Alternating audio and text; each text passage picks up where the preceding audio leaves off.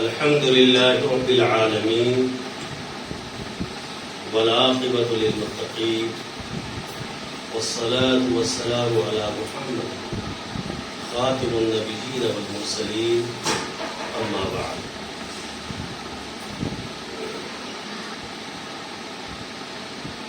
محترم جناب مفتی محمد قاسم صاحب، محتمم جامعہ فلاح دارین دھولیا و سرپرست الباقیات الصالحات دھولیا،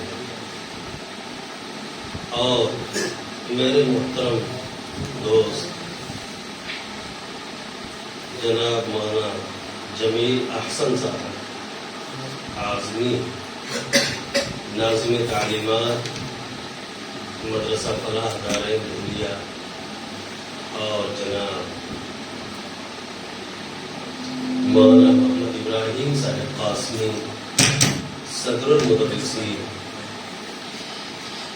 مدرسہ فلاح دارین دھولیا، اور مدرسہ فلاح دارین کے میرے دیگر رفقاء درس اور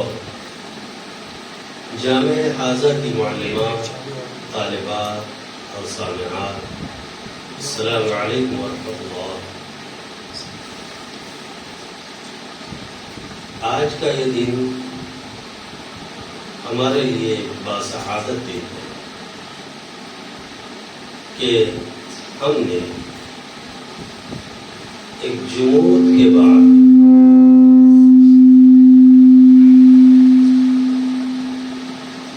پھر سے اپنی ایک بزم سجائی ہے۔ اللہ تعالی ہماری اس بزم کو تا قیام قیامت اسی طرح سجاتا رہے۔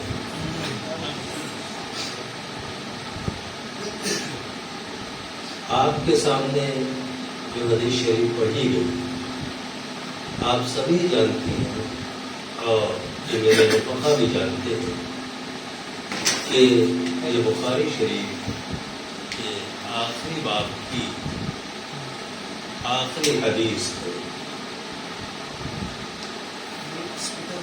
حضرت امام بخاری رحمۃ اللہ علیہ سن 194 ہجری میں پیدا ہوئے اور 256 ہجری میں ان کا انتقال ہوا،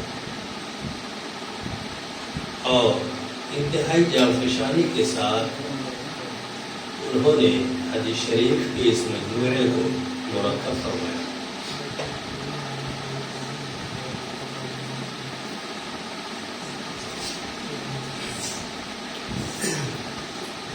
حضرت امام بخاری رحمۃ اللہ علیہ کا جو زمانہ ہے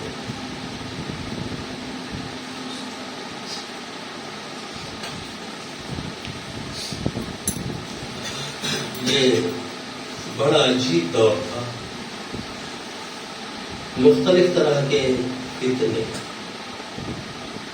سر اٹھائے ہوئے تھے، اور ان فتنوں کا آغاز حضرت امام بخاری رحمۃ اللہ علیہ کی پیدائش سے پہلے ہی ہو چکا تھا، اور یہ فتنے حضرت امام بخاری رحمۃ اللہ علیہ جب سن شعور کو پہنچے ہیں تو اس وقت انتہائی شباب پر تھا۔ حضرت امام بخاری رحمۃ اللہ علیہ کے استاد، بلکہ استاذ کے استاد، انہوں نے انہیں فتنوں کو دیکھتے ہوئے یہ خواہش ظاہر فرمائی تھی کہ کاش کوئی احادیث نبویہ کا ایسا ذخیرہ مرتب کر کے امت کے سامنے پیش کرے جو صحیح احادیث پر مشتمل ہو، ضعیف احادیث کو چھانٹ کر کنارے کر دیا جائے تاکہ امت گمراہی سے بچے۔ اب یہ ایک عام درخواست تھی لیکن عمر میں جو سب سے کمتر فرد تھا اس نے اپنے استاذ کی گویا اس خواہش کا احترام کیا اور اس نے ایک مجموعہ مرتب کیا اور مرتب کرنے کے بعد استاذ کی خدمت میں پیش بھی کیا۔ اب ظاہر سی بات ہے کہ استاذ کی خواہش پر اگر کوئی کام مکمل کیا جائے اور اس کا حق ادا کر دیا جائے تو استاذ کے دل سے دعائیں نکلتی ہیں، اور اس کام کا کہ انجام دینے والے کوئی اور نہیں بلکہ آج جس کتاب کی آخری حدیث پڑھی گئی اس کتاب کے مؤلف حضرت امام بخاری رحمۃ اللہ علیہ، اور وجہ طور پر یہ بات آج کہی جاتی ہے کہ اجمع العلماء خلفا وسلفا على ان اصح الكتب بعد کتاب اللہ الصحیح البخاری، کہ تمام محدثین و علماء کا اس بات پر اجماع ہے کہ کتاب اللہ کے بعد اگر کوئی صحیح ترین ذخیرہ اس امت میں موجود ہے تو وہ بخاری شریف ہے۔ حضرت امام بخاری رحمۃ اللہ علیہ نے اپنی اس کتاب میں نہ صرف اپنے استاذ کی خواہش کو پورا کیا بلکہ اس زمانے کے درپیش جو چیلنجز تھے ان کے جوابات بھی دیے، لیکن اس خوبی کے ساتھ کہ جواب تو دے رہے ہیں اپنے زمانے کے چیلنجوں کا، لیکن جواب کے لیے جو الفاظ استعمال فرما رہے ہیں وہ آقا دو جہاں صلی اللہ علیہ وسلم کے الفاظ ہیں۔ جو چیلنجز حضرت امام بخاری رحمۃ اللہ علیہ کو اس زمانے میں درپیش تھے وہ فرقہ باطلہ کی جانب سے تھے، کچھ ایسے فرقے وجود میں آ چکے تھے جو اپنے آپ کو مسلمان کہتے تھے، دعویٰ کرتے تھے، لیکن اسلام کی تعبیرات اور توجیحات وہ اپنے انداز میں کیا کرتے تھے، ایسی تشریحات کیا کرتے تھے جسے نہ اللہ کے نبی صلی اللہ علیہ وسلم نے بیان کیا نہ صحابہ نے بیان کیا، اور وہ اسی کو دین کہا کرتے تھے۔ تو حضرت امام بخاری رحمۃ اللہ علیہ نے اپنی اس کتاب کے ذریعے ان لوگوں کو جوابات دیے اور بخاری شریف کی ترتیب کے ذریعے ہمیں یہ پیغام دیا کہ دیکھو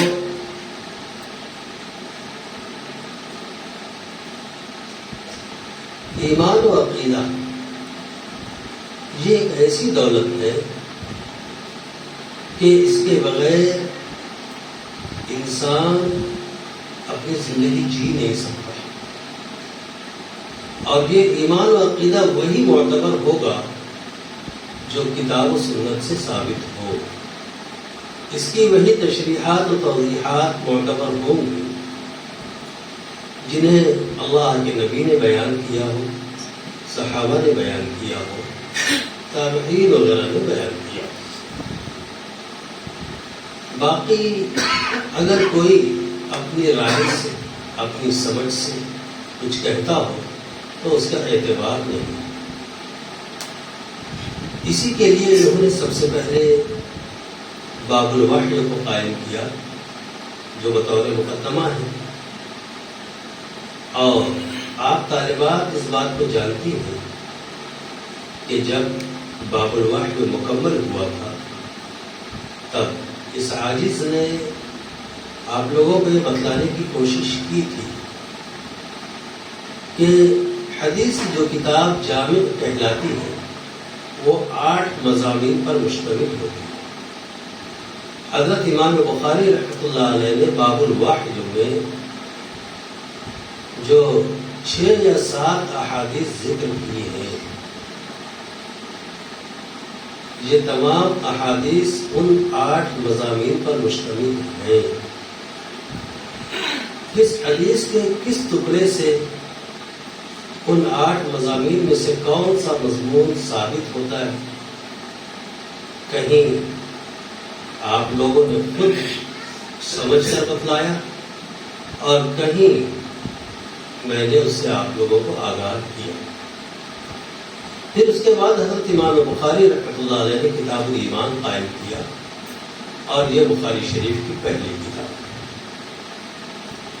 کتاب الایمان کے بعد کتاب العلم ہے، اور پھر اس کے بعد اعمال کا تذکرہ ہے۔ حضرت امام بخاری نے یہاں یہ تعلیم دی کہ وحی کے ذریعے جو بات ثابت ہو اسی پر ایمان لانا ہے،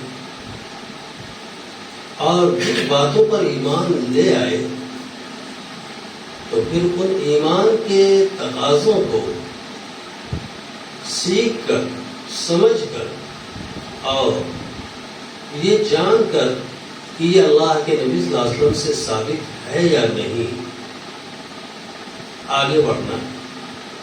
تو اس کے لیے انہوں نے کتاب العلم کو ترتیب دیا تھا، اور پھر کتاب العلم کے بعد آپ دیکھ لیجئے کہ طہارات کا، عبادات کا بیان ہے اور دیگر کتابیں، اور پھر جلد ثانی میں آخری کتاب حضرت امام بخاری رحمۃ اللہ علیہ نے جو قائم فرمائی، تو اس میں اس بات کو کھل کر ظاہر کیا کہ کتاب الرد علی الجہمیۃ التوحید۔ اب یہاں اس کتاب میں آ کر ایک دم صراحت کے ساتھ انہوں نے یہ کہہ دیا کہ یہ کتاب فرقہ جہمیہ کے رد میں ہے، اور ان کی ان تشریحات کے رد میں ہے جو وہ اپنی منمانی طریقے پر توحید کے بارے میں کرتے ہیں۔ اور پھر اسی کتاب میں آخری باب انہوں نے قائم فرمایا، باب قول اللہ تعالی ونضع الموازین القسط۔ حضرت امام بخاری رحمۃ اللہ علیہ کی اس کتاب کی یہ ترتیب میں سمجھتا ہوں الہامی ہے، اور کیوں نہ ہو کہ حضرت امام بخاری رحمۃ اللہ علیہ نے جب اس کی تجویز فرمائی، عناوین کو قائم کرنا چاہا، کتابوں کو ترتیب دینا چاہا، تو مسجد نبوی زادہ اللہ شرفا کا وہ حصہ جسے روضۃ من ریاض الجنہ کہا جاتا ہے، وہاں بیٹھ کر ترتیب دیا، اور اس کے لیے باضابطہ استخارہ فرمایا، اور 2 رکعت نماز ہر باب کے اور ہر کتاب کے شروع میں انہوں نے ادا فرمائی۔ بلکہ بعض احباب تو یہاں تک کہتے ہیں کہ بخاری شریف کی ہر حدیث کو بخاری شریف میں جگہ دیکھنے سے پہلے انہوں نے 2 رکعت نماز ادا کی۔ تو یہ اہتمام ان کا تھا، کہ اسی اہتمام کی بنا پر میں کہتا ہوں کہ اس کتاب کی ترتیب بھی الہامی ہے۔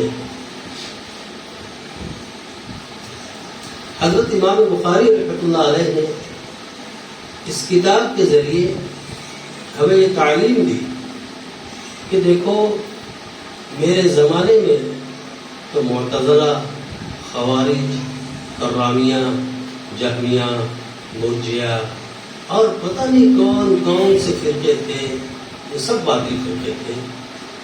ان کے چیلنجوں کو میں نے سمجھا، ان کا رد کیا اس کتاب کے ذریعے. اور چونکہ یہ دین قیامت تک کے اس لیے اس دین کے لیے چیلنجز قیامت تک کا قائم رہیں گے. میرے بعد اگر آپ لوگوں کو کوئی چیلنج درپیش ہو اور چیلنج کرنے والے چاہے ان باطل فرقوں کے نام کو چھوڑ کر کوئی نیا نام اختیار کر کے کوئی نیا انداز لے کر آئے تو آپ لوگوں کو گھبرانے کی ضرورت نہیں.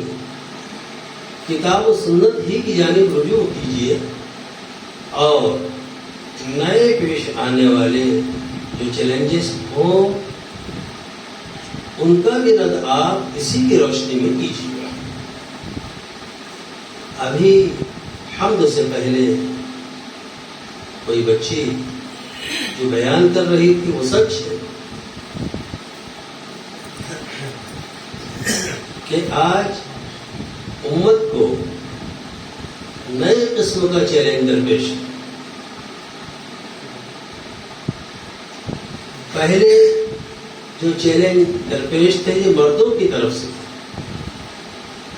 اور اس زمانے میں باطل نے ایک نیا رخ اختیار کیا ہے اور اسلام کو، اسلام کے ماننے والوں کے سامنے جو چیلنج کھڑا کیا ہے وہ چیلنج اب مردوں سے کہیں زیادہ عورتوں کے ذریعے پیش کیا. اور آج اس بات کو ایسی عورتوں کے ذہنوں میں جو نام نہاد طور پر مسلم نظر آتی ہیں انہیں استعمال کیا، ان کے ذریعے سے رکھا اور انہی کی ہمنوائی کچھ غیر عورتوں نے بھی کی. اور آج حال یہ ہو گیا ہے کہ یہ خواتین برملا یہ کہتی ہیں کہ میرا جسم میری مرضی. یہ جو میرا جسم میری مرضی ایک نعرہ انہوں نے دیا ہے، یہ کیا ہے؟ یہ اصل میں اسلام سے بغاوت ہے. اور ظاہر سی بات ہے کہ اسلام سے بغاوت کر کے چاہے دنیا بن جائے لیکن یقینی طور پر آخرت کو بگڑنا ہے، اور اسی آخرت کو بگڑنے سے ہمیں بچانا ہے.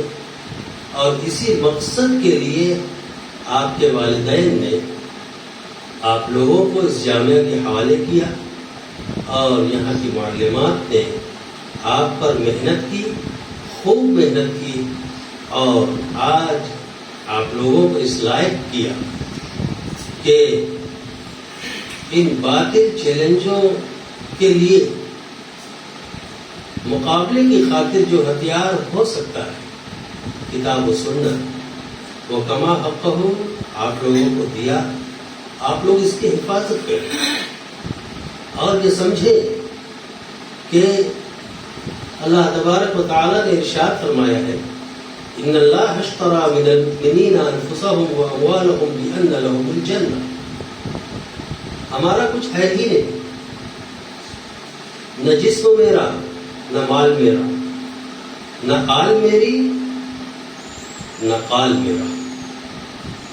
ہمارا جسم بھی یہ اس کی امانت ہے، ہمارا مال بھی اس کی امانت ہے، ہماری اولاد بھی یہ اس کی دی ہوئی امانتیں. اس لیے ہمارے جو بول ہوں یہ بول بھی امانت ہونا چاہیے اور اسی رب کی مرضی کے مطابق ہونا چاہیے.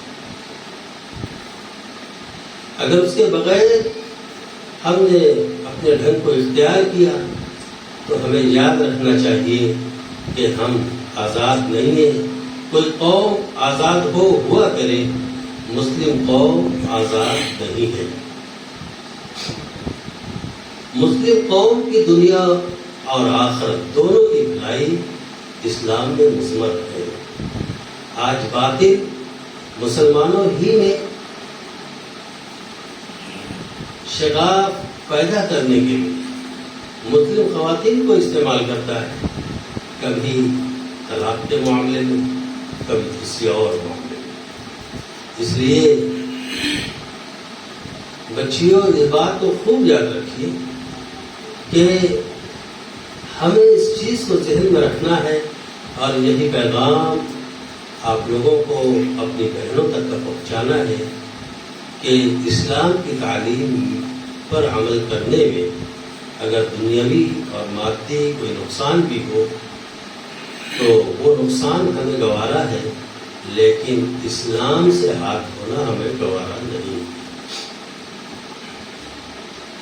حضرت امام بخاری رحمۃ اللہ علیہ نے کتاب مرد علی الجہمیہ کا آخری باب جو قائم فرمایا ہے وہ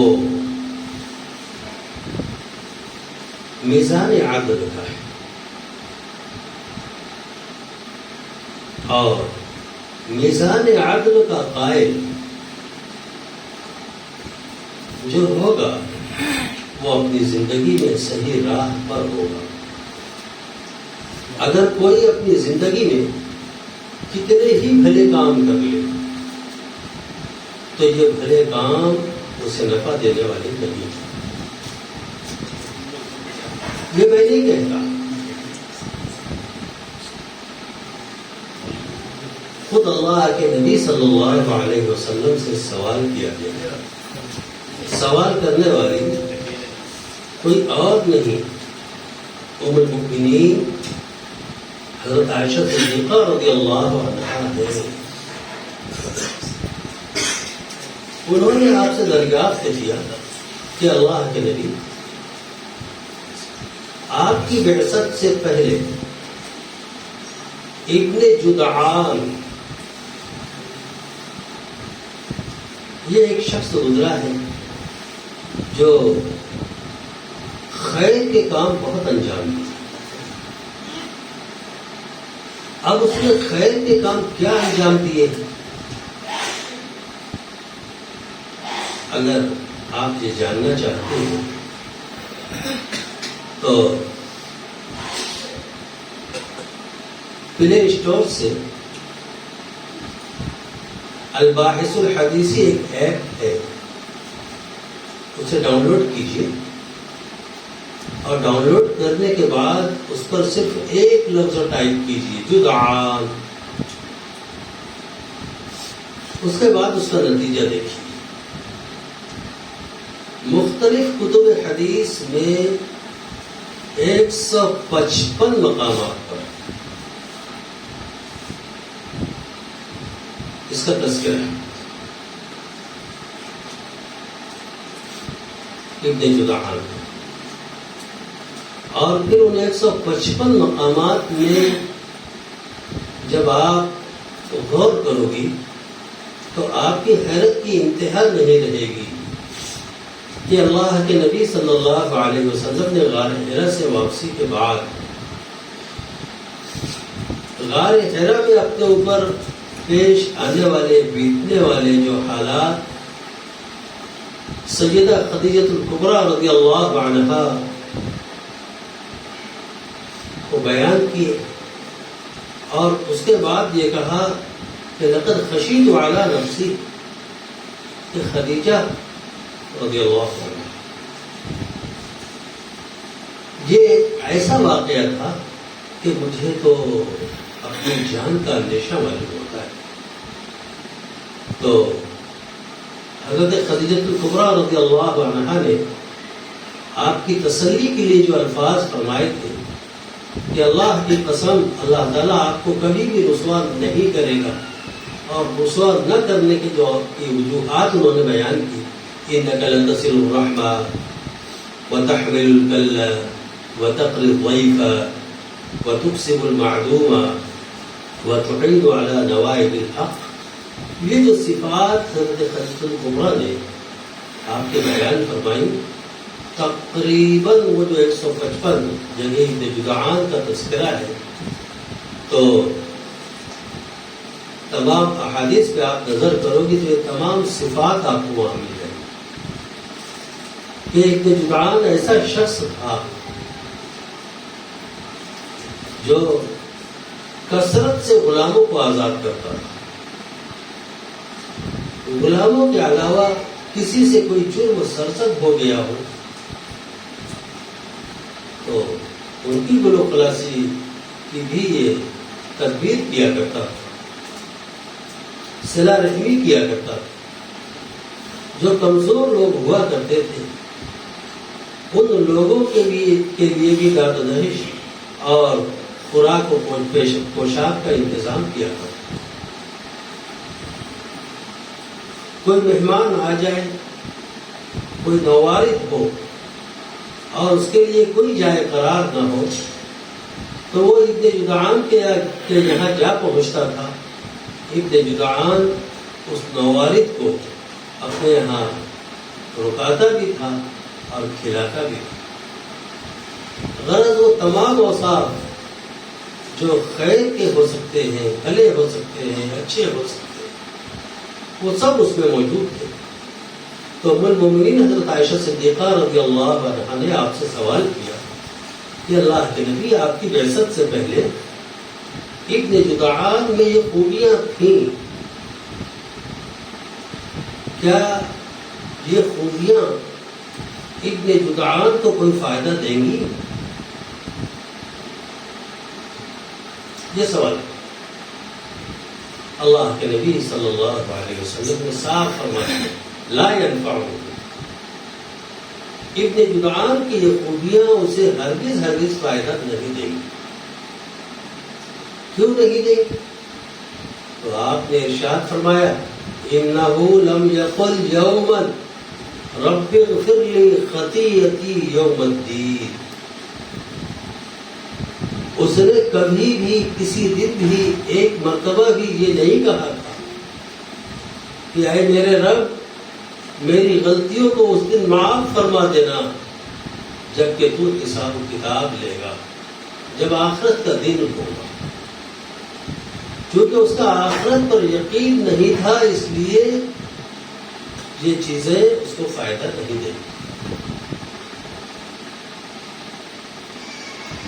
اب یہ تو وہ شخص ہے جو آپ کی بعثت سے پہلے دنیا سے چلا گیا. اب مگر کفر کے ساتھ گیا، عقیدہ آخرت کے بغیر گیا.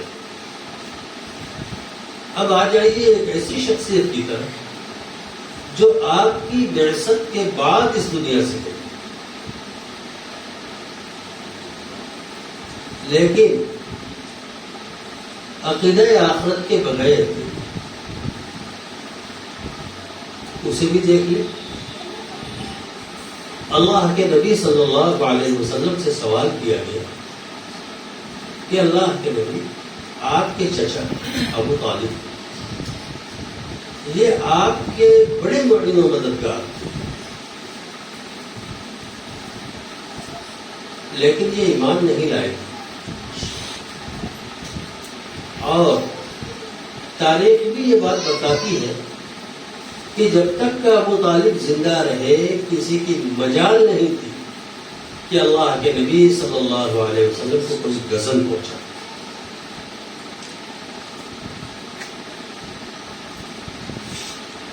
آپ صلی اللہ علیہ وسلم کو جو تکلیفیں دی گئی وہ ابو طالب کے انتقال کے بعد ہی دی گئی، یہ تاریخ بتاتی. تو ایسا زبردست و حامی و ناصر آپ صلی اللہ علیہ وسلم، ان کی بابت سوال کیا گیا. اللہ کے نبی صلی اللہ علیہ وسلم نے جواب دیا. جواب دو طرح سے. ایک تو یہ ہے کہ ان کی حمایت و نصرت انہیں جہنم سے نہیں بچا سکتی، وہ جہنم میں ہمیشہ ہمیشہ رہیں گے. ایک جواب تو یہ ہے. اور دوسرا جواب یہ ہے کہ ان کے یہ نیک کام، ان کی یہ خوبیاں، ان کی یہ حمایت و نصرت انہیں کچھ فائدہ دے گی. کتنا فائدہ دے گی؟ تو اللہ کے نبی صلی اللہ علیہ وسلم نے ارشاد فرمایا کہ جہنم میں ان کو 2 جوتیاں پہنائی جائیں گی،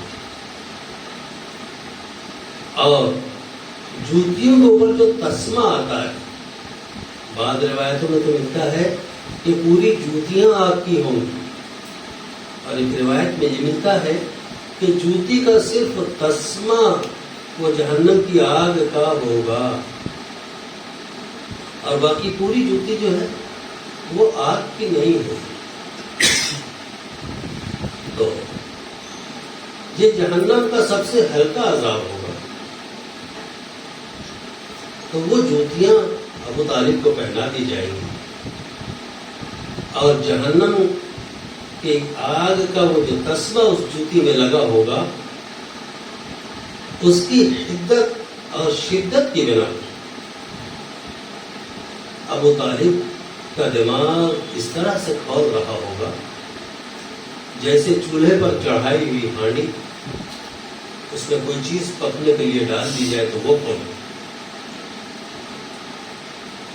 جہنم کا عذاب اتنا شدید ہوگا کہ جہنم کا سب سے ہلکا عذاب جو ہوگا، اس عذاب والے سے بھی اگر پوچھا جائے کہ تیرا کیا حال ہے، تو اس کا جواب یہ ہوگا کہ جہنم میں اگر کسی کو سب سے زیادہ اور شدید عذاب ہے تو وہ مجھے تصور کرے گا، جبکہ وہ سب سے ہلکا عذاب ہوگا، اور یہ عذاب ابو طالب کو دیا گیا۔ ابن جدعان کی بابت تو یہ ملا کہ اس کی کفر کے ساتھ کی گئی یہ نیکیاں اسے کوئی فائدہ نہیں دے۔ ابو طالب کے اس واقعے سے یہ لگا کہ کفر کے ساتھ کی جانے والی نیکیاں یہ جہنم سے تو نہیں بچائیں گی، ہاں جہنم کے عذاب میں تخفیف کا باعث ہو جائے گا۔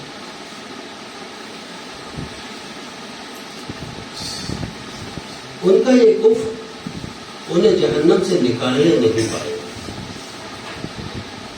تو یہ عقیدہ آخرت اتنا زبردست عقیدہ ہے کہ اگر یہ دل میں گھر کر جائے تو انسان کی جو ابدی زندگی آخرت میں آنے والی ہے اس کے لیے راحت و آرام کا باعث ہوگا۔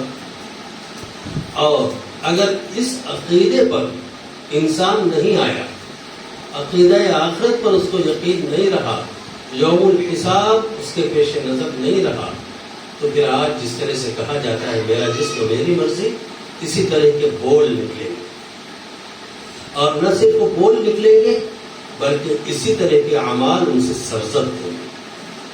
اور اسی سے حضرت امام بخاری رحمۃ اللہ علیہ نے اس آخری باب میں ہمیں آگاہ کیا کہ اللہ تعالیٰ کا ارشاد ہے وَنَضَعُ الْمَوَازِينَ الْقِسْطَ لِيَوْمِ الْقِيَامَةِ، کہ قیامت کے دن ہم انصاف والی ترازویں رکھیں گے، کہ دنیا سے تم جو کر آئے ہو وہ سب کچھ رتی بلکہ رتی سے بھی نیچے کوئی وزن ہو سکتا ہو، جسے حدیث شریف میں مثقال ذرۃ سے تعبیر کیا گیا، کہیں پر مثقال خردل کہا گیا، یہ ایسا بھی تو اس کا حساب و کتاب وہاں ہونا ہے۔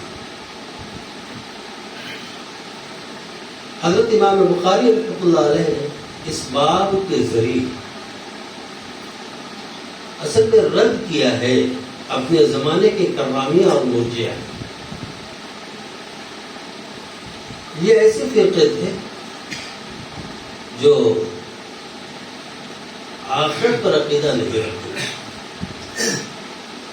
مثلا کرامیہ نے یہ کہہ دیا کہ زبان سے جب ہم نے اقرار کر دیا اشہد ان لا الہ الا اللہ و اشہد ان محمد رسول اللہ، بس اس اقرار کے بعد نہ اس پر یقین کرنے کی ضرورت ہے، تصدیق قلبی، اور نہ ہی اس کے بعد کوئی اور عمل خیر کر دے. اور مرجئہ نے یہ کہا کہ ایمان کے بعد، مرجئہ کے یہاں تصدیق قلبی ہے، بولے تصدیق قلبی کے بعد اب تم آزاد ہو گئے. تم نیک کام کرو گے تو اس کا تم کو فائدہ بھی نہیں ہوگا، اور برا کام کرو گے تو نقصان بھی نہیں ہوگا. اب ان دونوں فرقوں کو دیکھیے اور دیکھ کر غور کیجیے. اور آج جو نعرہ جس کو میں نے 2-3 مرتبہ ذکر کیا، اب ذکر نہیں کروں گا، اس پر غور. امام بخاری رحمۃ اللہ علیہ کے زمانے میں تغامی اور مرجئہ تھے، اور اس زمانے میں یہ لوگ. حضرت حکیم ابن حزام رضی اللہ عنہ، میں نے 2 واقعے بتلائے ہیں، ابن جدعان کا اور ابو طالب کا. اب ایک واقعہ یہ بھی سنیے. حضرت حکیم ابن حزام رضی اللہ عنہ اللہ کے نبی صلی اللہ علیہ وسلم کی بعثت سے پہلے یہ بھی بہت زیادہ کار خیر انجام دینے والے انسان تھے. انہوں نے خود اللہ کے نبی سے سوال کیا کہ اللہ کے نبی، جب آپ کی بعثت ہوئی اور مجھ تک آپ کا پیغام پہنچا تو میں نے آپ پر ایمان لایا، آپ کے پیغام کو قبول کیا، اور اب الحمدللہ ہمیں مسلمان ہوں، آپ کی بتلائی ہوئی ہدایات پر عمل کرتا ہوں، اور مجھے یقین ہے کہ جس امر کو آپ نے کار خیر بتلایا ہے وہ یقیناً کار خیر ہے، اس کا اجر و ثواب مجھے ملے گا. کیا وہ زمانہ کفر جو مجھ پر تھا آپ کی بعثت سے پہلے، آپ پر ایمان لانے سے پہلے، اس زمانے میں جو عمل خیر میں نے کیا ہے اس کا بھی اجر و ثواب ملے گا؟ یہ سوال کر دیا ہوں. اللہ کے نبی صلی اللہ علیہ وسلم کو بڑا جامع جواب ارشاد فرمایا اسلمت بما اسلفت. حکیم ابن حزام، پہلے تم نے جو اچھے کام کیے ہیں انہی کے نتیجے میں تو اللہ تعالیٰ نے آپ کو اسلام تک کا پہنچایا ہے.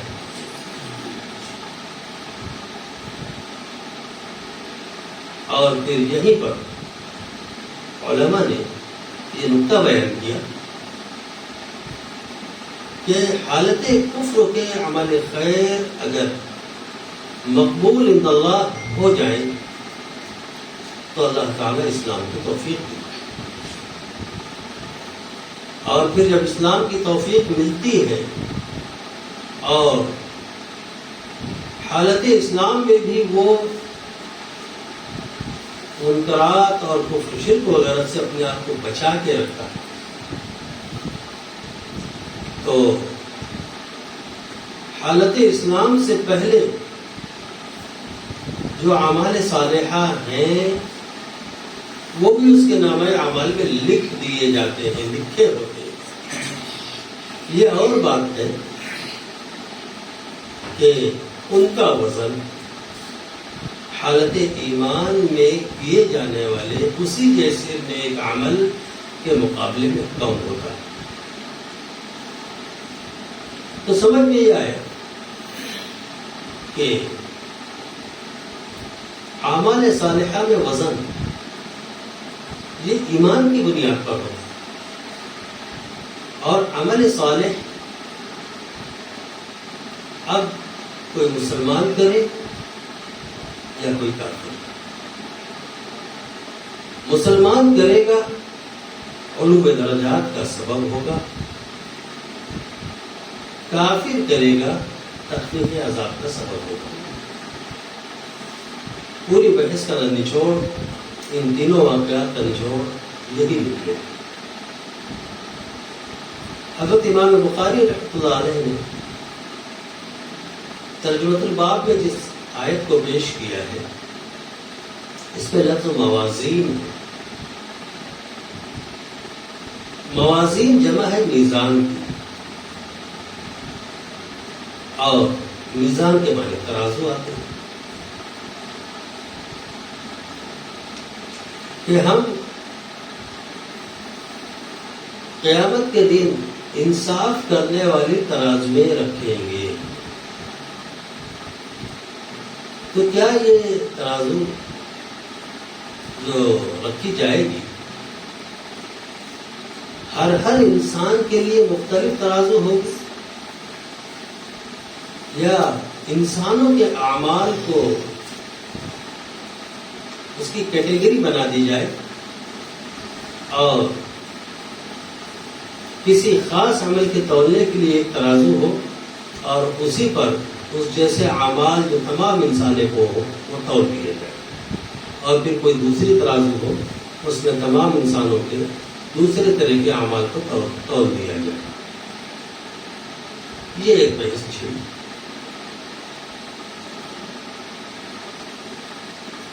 چونکہ آیت میں مطلق کہا گیا کہ نضع الموازین، تو حضرت امام راضی رحمۃ اللہ علیہ بڑے امام ہیں، ان کا خیال یہ ہے کہ ہر انسان کے لیے بہت ساری ترازویں ہوں گی. اب ہو سکتا ہے ایک انسان کے اعمال کی اگر فہرست بنے تو اس میں 50 طرح کے عمل ہو، تو ایک انسان کے لیے 50 طرح کی ترازو ہو جائے.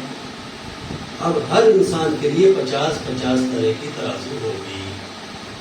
یہ حضرت امام راضی رحمۃ اللہ علیہ کا گمان ہے، قول ہے.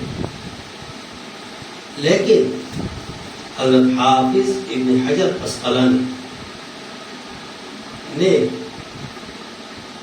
ترجیح دی ہے علماء کے اس قول کی، محدثین کے اس قول کی جس میں یہ کہا گیا ہے کہ نہیں، مختلف ترازویں نہیں ہوں گی، ترازو تو ایک ہی ہوگی،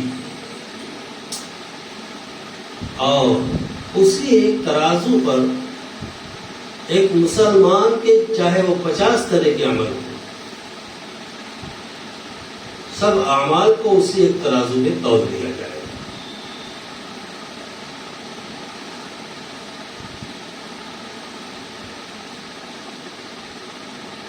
تو حافظ ابن حجر نے اسی قول کو ترجیح دی. اور میں سمجھتا ہوں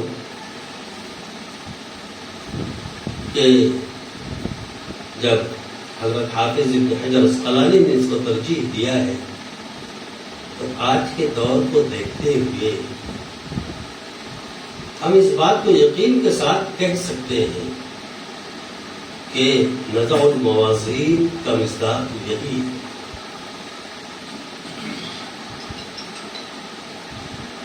اس لیے کہ ایک زمانہ تھا جب کسی انسان کے وزن کو دنیا میں معلوم کرنے کے لیے ایک ترازو ہوتی تھی، لیکن وہ ترازو اس بات سے قاصر ہوتی تھی کہ وہ یہ بتلا سکے کہ اس انسان کے جس کا وزن فرض کیجئے 100 کلو ہو. اسے میرے بعض ساتھی مجھے نظر آتے ہیں کہ وہ ہیں اتنے وزن کے، تو ان کے جسم میں ہڈی کا وزن کتنا ہے، ایسی کوئی ترازو نہیں. پھر اس کے جسم میں خون کی مقدار کتنی ہے، اس کے لیے کوئی ترازو نہیں. خون کی مقدار کو معلوم کرنے کے لیے ایک دوسرا طریقہ تھا، اس سے کہا جاتا تھا کہ اس کے جسم میں خون اتنا ہے، اس کے جسم میں چربی کتنی ہے، تو اس کے لیے بھی ٹیسٹ ہوتا تھا، ترازو ہوتی تھی اور وہ بتاتی تھی کہ اس کے جسم میں چربی کتنی. کتنی ہے. تو پہلے ایک جسم انسانی کے ناپنے میں کتنی چربی، کتنا خون، کتنی ہڈی، کتنا گوشت، پھر اس میں کتنی شکر، کتنا نمک، کتنا لوہا، ان تمام چیزوں کو جاننے کے لیے الگ الگ ترازویں، الگ الگ جانچ کے آلے ہوتے. تو اب ظاہر سی بات ہے کہ جب قدیم زمانے میں یہ معاملہ تھا تو سوچ یہی بنے گی کہ ایک جسم میں موجود مختلف چیزوں کے لیے جب الگ الگ ترازو ہو سکتی ہے تو ایک جسم سے صادر ہونے والے جو اعمال ہوں گے وہ بھی ایک جیسے نہیں ہوں گے. ان اعمال سے توڑنے کے لیے بھی مختلف ترازویں ہوں گے. یہ سوچ تھا. لیکن آج سائنس نے مسئلے کو تھوڑا سا حل کیا ہے، قریب کر دیا ہے،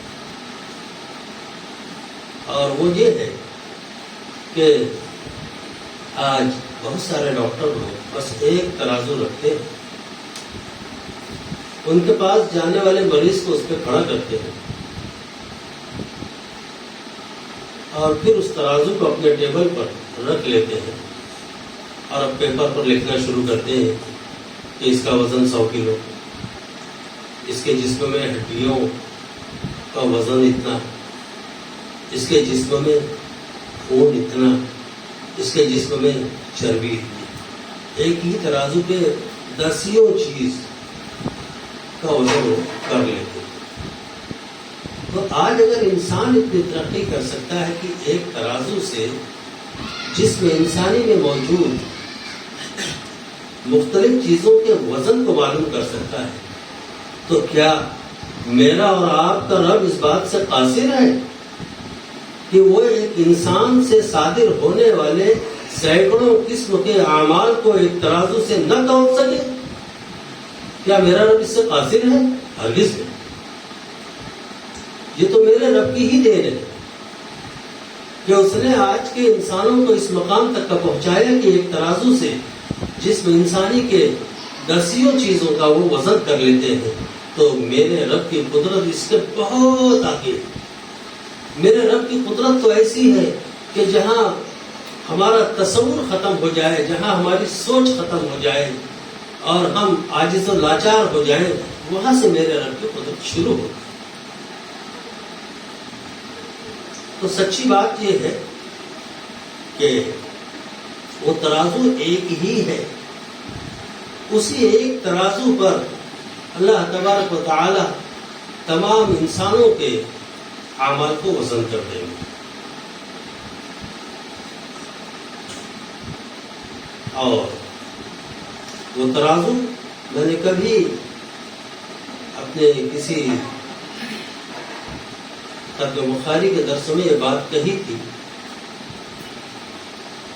کہ اتنی بڑی ہے، حدیث شریف میں تذکرہ ہے کہ اگر اس کے ایک پڑھنے میں ساتوں زمین، ساتوں آسمان، یہ کہکشائیں، چاند، سورج، ستارے، کائنات کا ذرہ ذرہ اگر پورا کی پورا اس کے ایک پڑھنے میں رکھ دیا جائے تو بھی وہ پڑھنا خالی ہوگا، وہ پڑھنا بھرنے نہیں پائے. اتنی بڑی ترازو ہے. اور دوسرا پڑھنا بھی اس کا موجود ہے. پھر اتنی بڑی ترازو اٹھائے گا کون؟ اس زمانے میں چونکہ ترازو کو ہاتھ ہی میں پکڑا جاتا تو اٹھانے کا مسئلہ ان لوگوں نے پیش کیا. آج تو معاملہ اور آسان ہے. ہم سب آپ اس بات کو بخوبی جانتے ہیں کہ دنیا کی سب سے بڑی کرین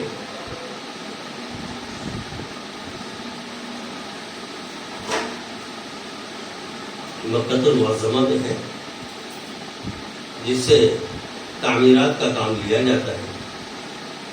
اور وہ نصب کی گئی. اس گرین کو بھی اگر اس پڑھنے میں ڈالا گیا تو یہ بھی اس پڑھنے میں سما جائے گی. اب اس گرین کو کوئی تھامے ہوئے نہیں نصب کیا گیا. پہلے کوئی تصور نہیں تھا کہ اتنی بڑی کرین اس طرح سے نصب ہوگی. انسانوں کے ذریعے ہی سے اتنی بڑی کرین نصب کرا کے اللہ تعالیٰ نے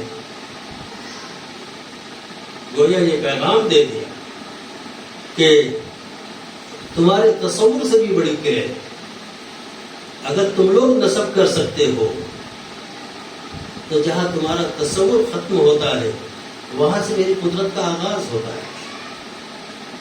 تو پھر میں ایسی ترازو جس کے ایک پلڑے میں پوری کائنات آ جائے اسے نصب کیوں نہیں کر سکتا؟ یہ سمجھا. اور اسی بخاری شریف کی حدیث میں یہ ملتا ہے کہ حضرت جبرائیل علیہ السلام کے 600 بازو ہیں.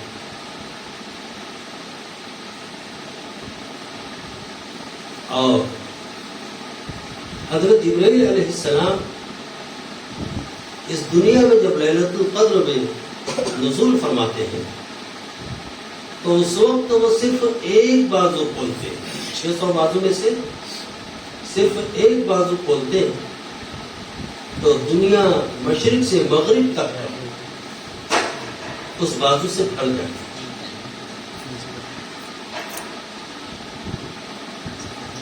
باقی 599 بازو ان کے بند ہوتے ہیں، کھلتے ہی نہیں. سدرۃ المنتہا میں ہو سکتا ہے ان کے بازو کھلتے ہو. یہ ترازو اسی جبرائیل کے ہاتھ میں ہو. اس جبرائیل کی قوت کا عالم یہ ہے کہ اللہ تعالیٰ کو جب یہود و نصارہ کو آزاد دینا مقصود ہوا تو انہوں نے اپنے بازو ایک بازو کی نوک کو زمین میں دھسایا اور زمین کو پتہ نہیں کتنے فٹ نیچے سے سینکڑوں فٹ نیچے تک اس کو دھساتے ہیں ایک نوک. اور وہاں سے زمین کو اٹھایا آسمان پہ لے جا کے اس کو الٹ دیا. آج دیکھیے آثار قدیمہ کی جو کھدائی ودائی ہوتی ہے تو اس میں قدیم قوموں کے جو آثار ملتے ہیں وہ کبھی 50 فٹ نیچے ملتے ہیں، کبھی 100 فٹ نیچے ملتے ہیں، کبھی اس سے بھی زیادہ. بلکہ کبھی کبھی تو یہ ہوتا ہے کہ پوری بستی دستیاب ہو جاتی ہے. تو یہ حضرت جبرائیل علیہ السلام کی قوت کا عالم ہے.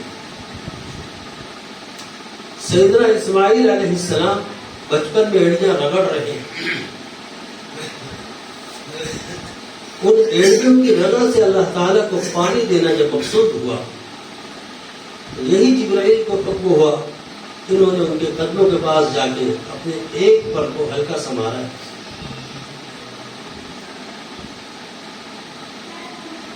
اور ایڑیوں کے پاس پانی کا چشمہ پھوٹ نکلا. آج سائنسی دور ہے، چاہے زمزم پر مختلف طرح کی ریسرچ ہو، اس کے فوٹوز لیے گئے. وہ تصاویر بتلاتی ہیں کہ نیچے پتھروں کے درمیان سیدھی اتنی باریک دراڑیں موجود ہیں جو بال بھی تو شاید زیادہ ہو. بال کا جو تھاؤ ہوتا ہے موٹائی ہوتی ہے اسے لفظ تھاؤ کہا جاتا ہے. تو یہ تھاؤ بھی تو زیادہ ہے، اس سے زیادہ باریک درازیں ہیں اور بے شمار درازیں، اور انہی درازوں سے پانی جو ہے چاہے زمزم میں آ رہا ہے.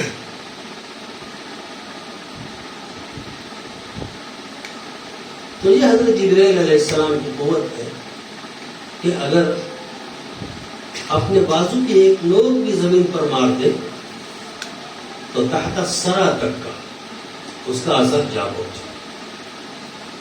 تو اتنی بڑی ترازو جس میں کل کائنات ایک پلڑے میں آ جائے، حدیث میں آتا ہے کہ یہ ترازو اسی جبرائیل کے ہاتھ میں ہو،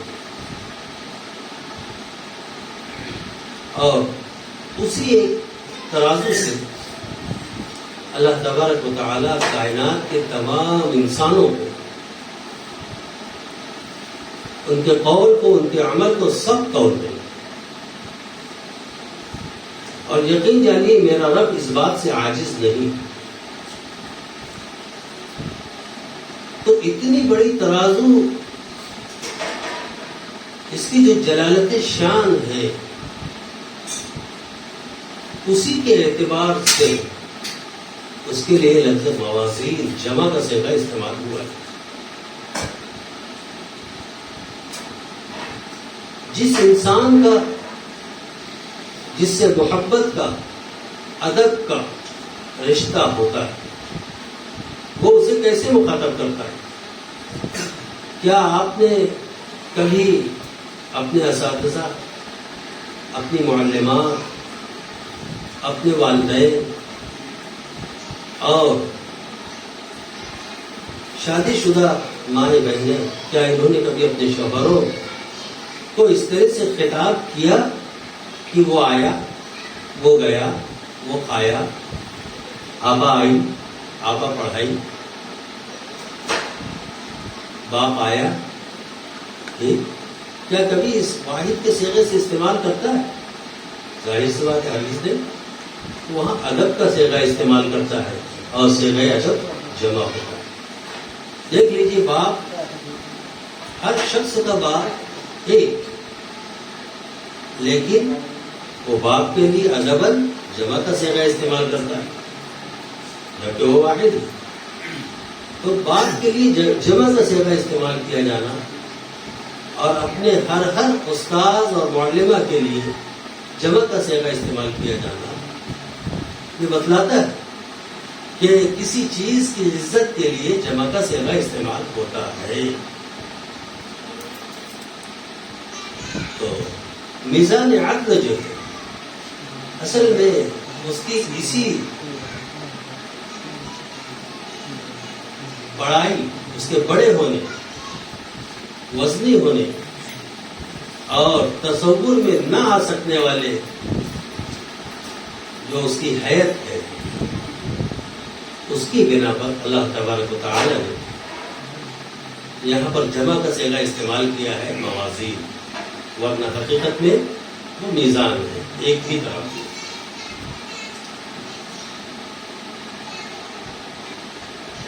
اور اب موازین جمع ہے، موصوف ہے، ہم نے قاعدہ پڑھا ہے کہ موصوف جمع ہو تو صفت بھی جمع ہوگی۔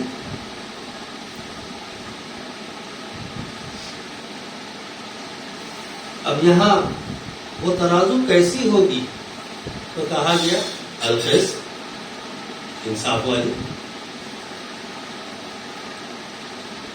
تو القسط اس کی جمع ہوئی، ہونا یہ چاہیے تھا کہ القسط بھی جمع ہوگا،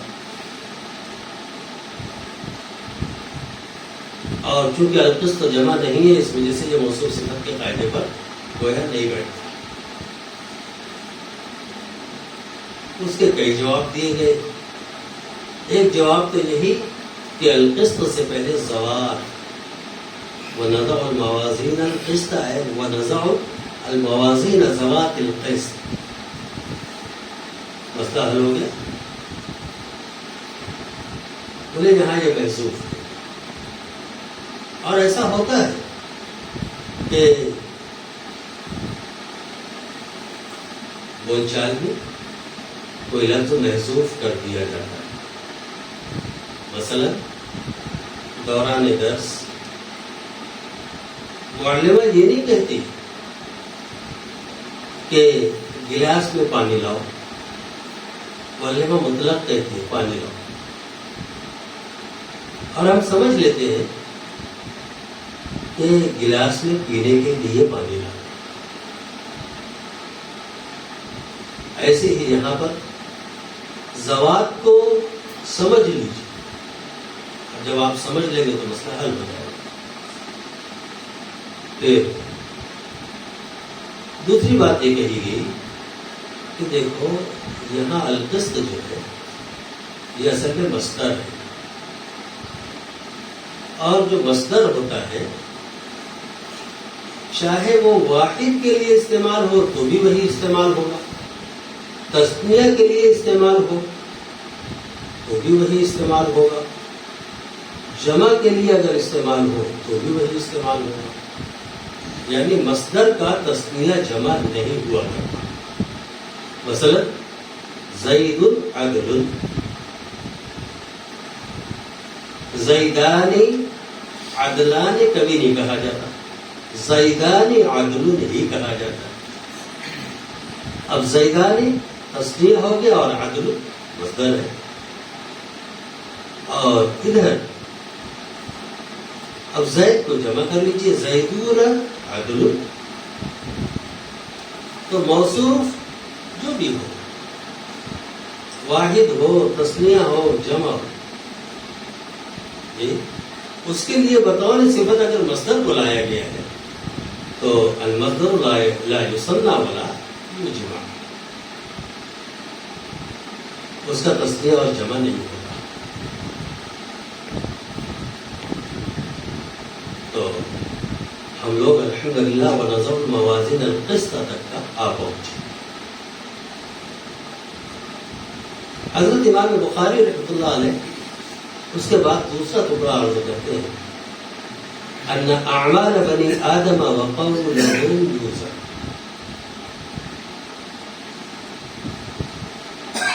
کہ قیامت کے دن یہ جو انصاف والی ترازو ہوگی اس میں تمام بنی آدم کے اعمال اور قول جائیں. ہمارے سامنے بخاری کا جو نسخہ ہے اس میں اعمال جمع ہے اور قولہ واحد،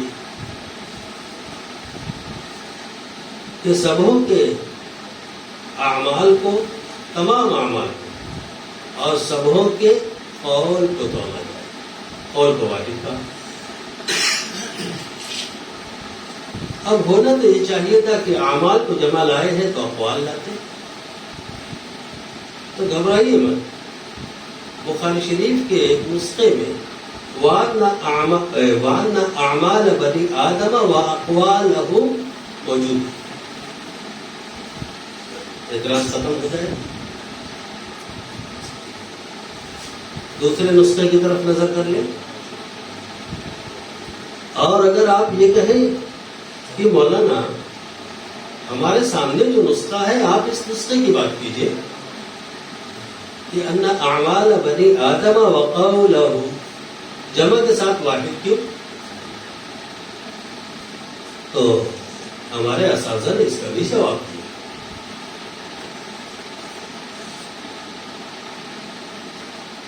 اعضائے انسانی کتنے ہیں؟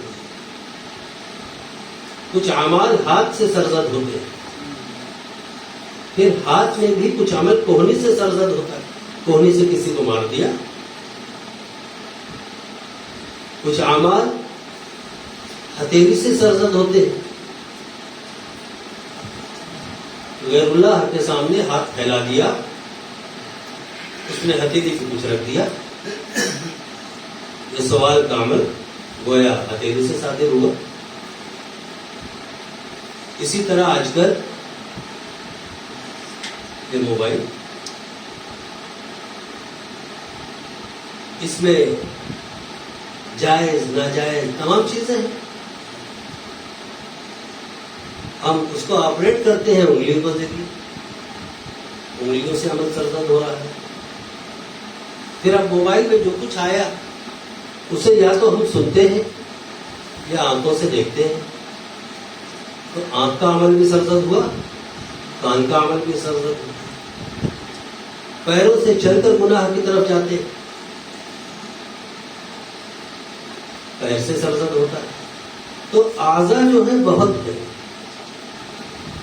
اور اعمال اعضاء سے سرزد ہوتے ہیں. اس لیے حضرت امام بخاری رحمۃ اللہ علیہ نے اعمال کو جمع کیا. لیکن جہاں تک قول کی بات ہے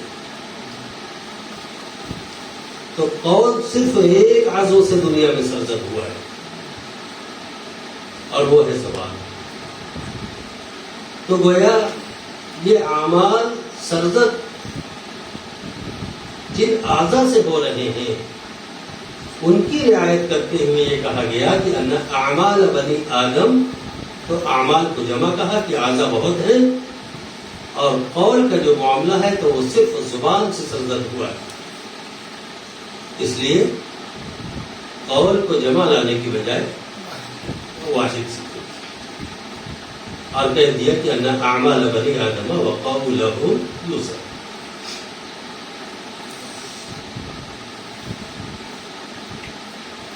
اب حضرت امام بخاری کے اس ترجمے ان اعمال بنی آدم وقولہ یوسف، حضرت آدم علیہ السلام سے لے کر قیامت تک کا آنے والے آخری انسان تک سے جو اعمال و اقوال سرزد ہوں گے وہ سب تولے جائیں گے، یہ پتہ چلتا ہے. اور یہ اعمال کیوں تولے جائیں گے؟ للقسط، عدل و انصاف کے. تو جب یہ عدل و انصاف کے لیے تولے جانے ہیں تو اب عدل و انصاف کیسے ہو؟ ایک کافر ہے، اس کے یہاں ایمان ہے ہی نہیں، صرف کفر، اور کفر کے ساتھ کوئی عمل خیر نہیں ہے، ابن جدعان اور ابو طالب کی طرح. ابن جدعان اور ابو طالب کے یہاں تو کفر ہے لیکن کفر کے ساتھ عمل خیر بھی ہے. تو ایسے کفار جن کے یہاں صرف کفر ہی کفر ہے، کوئی عمل خیر نہیں، تو ترازو کے دو پڑلے ہوتے ہیں. جب تولنا ہے تو دونوں پڑلے کو بچانا چاہیے نا.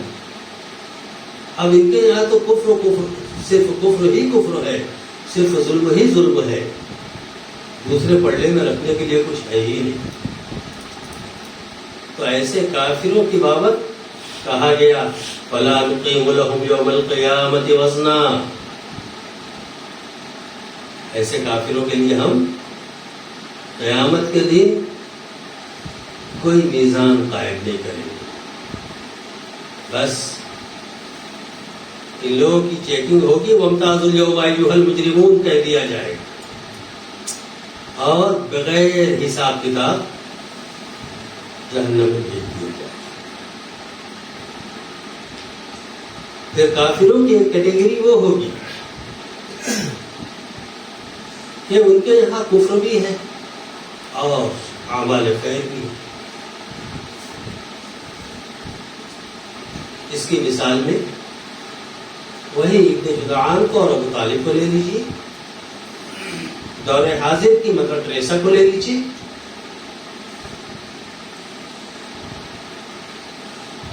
کہ ان کے یہاں کفر و شرک بھی ہے لیکن انسانیت کی خدمت بھی.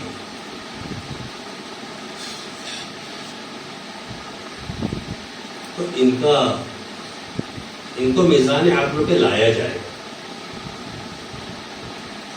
ان کا جو کفر ہے وہ ایک ایسا خطرناک جرم ہے کہ اس کی بنا پر تو جنت کا تصور ہی نہیں ہے. لیکن ان کی نیکیاں بھی، اللہ تعالیٰ بڑے غیور ہیں. وہ جب کافروں کے نیک اعمال کی جزا انہیں یا تو دنیا میں دیتے ہیں یا پھر آخرت میں ان کے عذاب میں تخفیف کر کے دیں گے.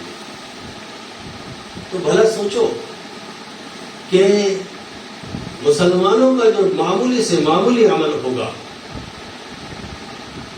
وہ انہیں کیسے فائدہ نہیں دے گا؟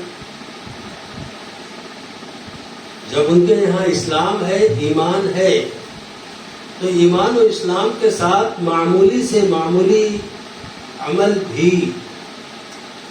اس کو فائدہ دے گا. اس لیے مرجئہ اور کرامیہ جو کہتے ہیں ان کا رد یہاں ہو جائے گا. تو اب ایسے کافروں کو لایا جائے گا، کفر کی بنا پہ وہ داخل جنت تو نہیں ہو سکیں گے، اعمال صالحہ کی بنا پہ ان کے عذاب میں تخفیف ہو جائے گا. تو کافروں کا ایک گروہ وہ ہوگا جو بغیر حساب کتاب جہنم میں جائے گا. کافروں کا ایک گروہ وہ ہوگا جو حساب و کتاب کے بعد جہنم میں جائے گا اور درجہ بندی. اب یہ کافروں کا میٹر کلوز. اب آئیے اہل ایمان کی طرف. اہل ایمان میں انبیاء اور مرسلین ہیں، یہ معصوم، ان سے گناہ سرزد ہوا ہی نہیں. اگر کوئی سہو خطا ہوئی، کوئی تسامح ہوا، فوراً اللہ تعالیٰ نے متنبہ کیا، آگاہ کیا.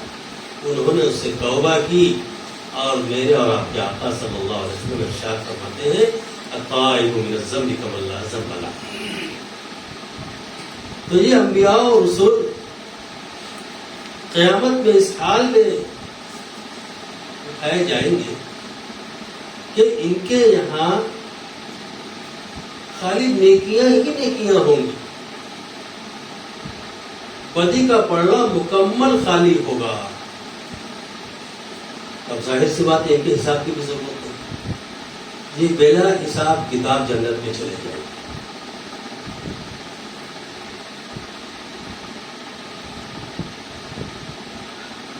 تو فلاں نقم الحم اور قیامت وزن، یہ بھی یہاں بھی کہا جائے گا کہ ان کا بھی کوئی حساب کتاب نہیں ہوگا.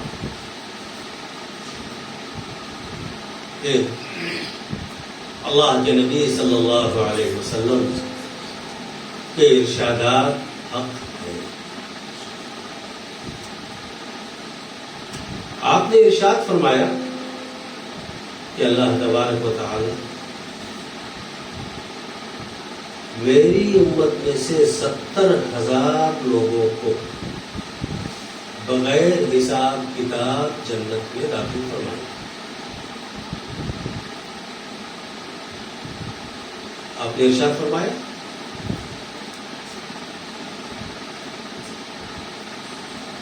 ادھر آپ کی زبان فیض ترجمان سے لفظ ادا ہوا. ایک صحابی جن کا نام عکاشہ رضی اللہ عنہ کھڑے عرض کیا کہ اللہ کے نبی دعا فرمائے کہ اللہ تعالیٰ مجھے اس میں بنا. آپ نے دعا فرمائی. دوسرے صحابی نے سوچا کہ دریائے رحمت جوش میں ہے، آؤ میں بھی فائدہ اٹھا لوں. انہوں نے بھی عرض کیا. اللہ کے نبی نے فرما دیا سبقک عکاشہ. بس وہ ویب سائٹ بند ہو گئی. عکاشہ اس میں آپ سے سبقت لے گئے. اب یہ مقام آپ کو نہیں ملے گا.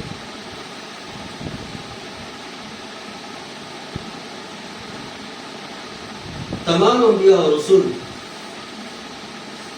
آقا صلی اللہ علیہ وسلم کو چھوڑ کر اگر ان کی امت کو جمع کر لیا جائے تو جو جمع غفیر وجود میں آئے گا وہ جمع غفیر آقا صلی اللہ علیہ وسلم کی امت کا ایسا سمجھیے کہ 10واں حصہ بھی ہو. آقا صلی اللہ علیہ وسلم کی امت کتنی بڑی، اتنی بڑی امت میں صرف 70,000 لوگ بلا حساب کتاب جنت میں جائیں، یہ تو بہت کم ہے. ہمارا نمبر اس میں آئے گا یا نہیں آئے گا؟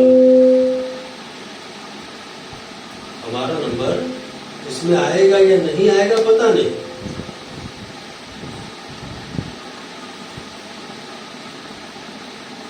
اللہ کے نبی صلی اللہ علیہ وسلم نے ایک دوسرے موقع پر ارشاد فرمایا کہ یہ جو 70,000 لوگ بلا حساب کتاب جنت میں جائیں گے، ان میں سے ہر فرد 70,000 میں سے ہر فرد ایسا ہوگا کہ وہ اپنے ساتھ مزید دیگر 70,000 لوگوں کو جنت میں لے کے جائیں گے. اب لگائیے حساب.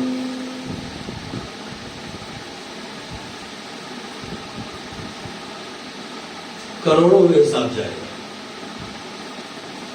اسی پہ بس نہیں، کنز العمال میں ایک حدیث ذکر ہے کہ اللہ تبارک و تعالی قیامت کے دن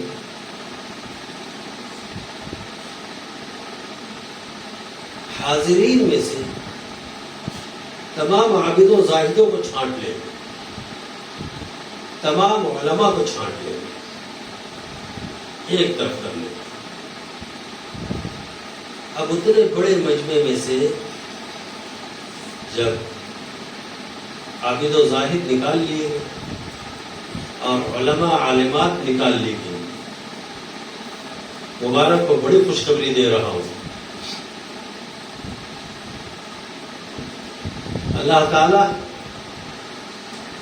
عابد و زاہدوں کو تو کہہ دے گا جاؤ جنت، اور خوش و خرم بڑھ چکے ہوں گے آگے. علماء اور عالمات کو روک لیں. اس لیے نہیں روکے گا کہ سرزنش کرنی.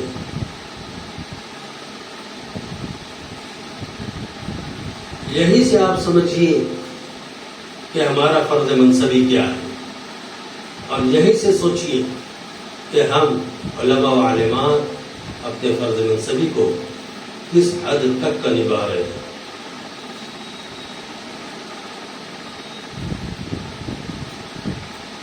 اللہ تعالیٰ علماء و عالمات سے کہے گا. عالمات کا لفظ اگرچہ کہ مذکور نہیں ہے، لیکن دیکھ لیجیے قرآن پاک میں بے شمار مقامات پر مومنین کا تذکرہ ہے، وہاں پہ مومنات نہیں. مسلمین کا تذکرہ ہے، مسلمات نہیں. حدیث شریف میں بھی بہت سارے مقامات پر ایسا ہے کہ صرف مسلم کا تذکرہ ہے، مسلمہ کا نہیں. لیکن ہر جگہ مومنین کے ساتھ مومنات کو، مسلمین کے ساتھ مسلمات کو تسلیم کیا گیا. اسی وجہ سے میں کہتا ہوں کہ یہاں اللہ تعالیٰ تمام عالموں کو بھی روکیں گے، تمام عالمات کو بھی روکیں گے، اور اس کے بعد ان کو حکم ہوگا کہ جس طرح سے تم لوگ دنیا میں لوگوں کو امر بالمعروف نہی عن المنکر کیا کرتے، دین کی باتیں پہنچایا کرتے، اسی طرح سے آج تم لوگ شفاعت کرو.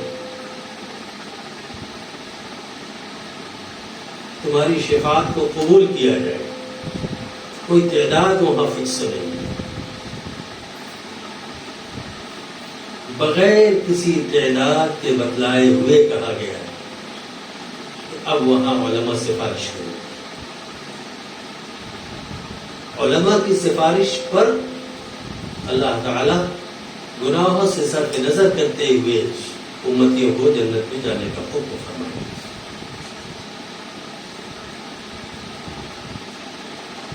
آج غور کریں وہ لوگ کہ کل قیامت میں کیا منظر ہوگا کہ آج دنیا میں ہم جن عالموں کو، جن عالمات کو کسی وجہ سے ان کی تحقیر کرتے ہیں، اہانت کرتے ہیں، سخت سست کہتے ہیں، کل قیامت میں جب یہ سفارش کر رہے ہوں گے تو کیا ان لوگوں کو منہ ہوگا جو دنیا میں ان کو برا بھلا کہتے ہیں کہ ان کے روبرو جائیں اور امید رکھیں کہ یہ علماء قیامت میں ان کی سفارش کریں؟ سَيَظْهَرُ لَكَ إِذَا انْكَشَفَ الْغُبَارُ سَيَظْهَرُ لَكَ إِذَا انْكَشَفَ الْغُبَارُ أَفَرَسٌ تَحْتَ رِجْلِكَ الْحِمَارُ کہ جب حشر بپا ہو اور علماء کی شفاعت چل رہی ہو، اس وقت غبار چھٹ چکا ہوگا اور ندامت و شرمندگی کا عالم ہوگا ان لوگوں کے لیے جنہوں نے دنیا میں علماء کو حقیر جانا ہو۔ اس وقت ان کو سمجھ میں آئے گا کہ دنیا میں تو وہ لوگ سمجھتے تھے کہ گھوڑے پہ ہم ہی سوار ہیں، اس دن پتہ چلے گا کہ وہ گھوڑے پہ نہیں بلکہ گدھے پہ سوار۔ اس وقت وہ پچھتائیں گے، اے کاش میں علماء سے محبت کیا ہوتا، علم دین حاصل کرنے والوں سے محبت کیا ہوتا تو آج مجھے بھی یہ موقع ہوتا کہ میں ان کی سفارش کے لیے داخل جنت ہو جاتا اور مجھے میزان عدلوں کا سامنا کرنا نہ ہوتا۔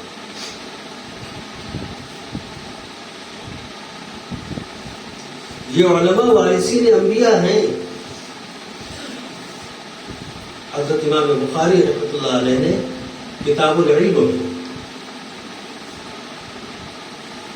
ترجمۃ الباب میں تعلیقاً یہ نقل کیا ہے کہ العلماء ورثۃ الانبیاء، سند ذکر میں۔ تو جب وارثین انبیاء کا یہ حال ہے تو خود آقا صلی اللہ علیہ وسلم کتنے لوگوں کی سفارش فرمائیں گے؟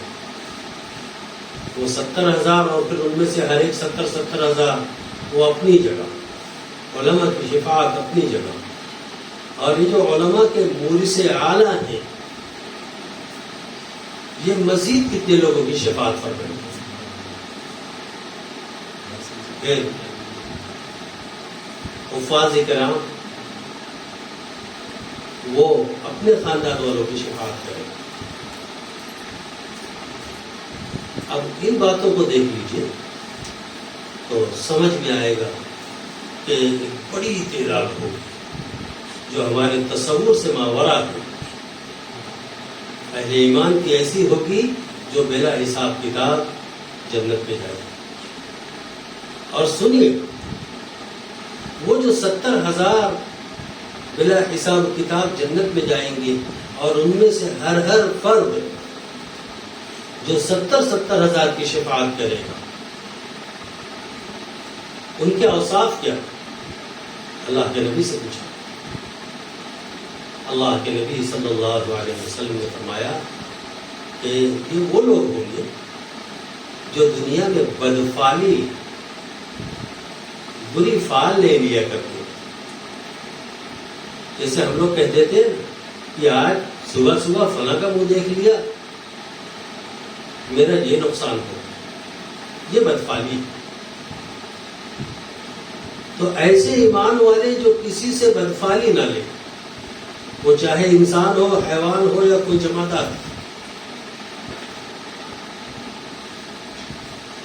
دوسری صفت آپ نے فرمائی کہ وہ جھاڑ پھونک نہ کرتے۔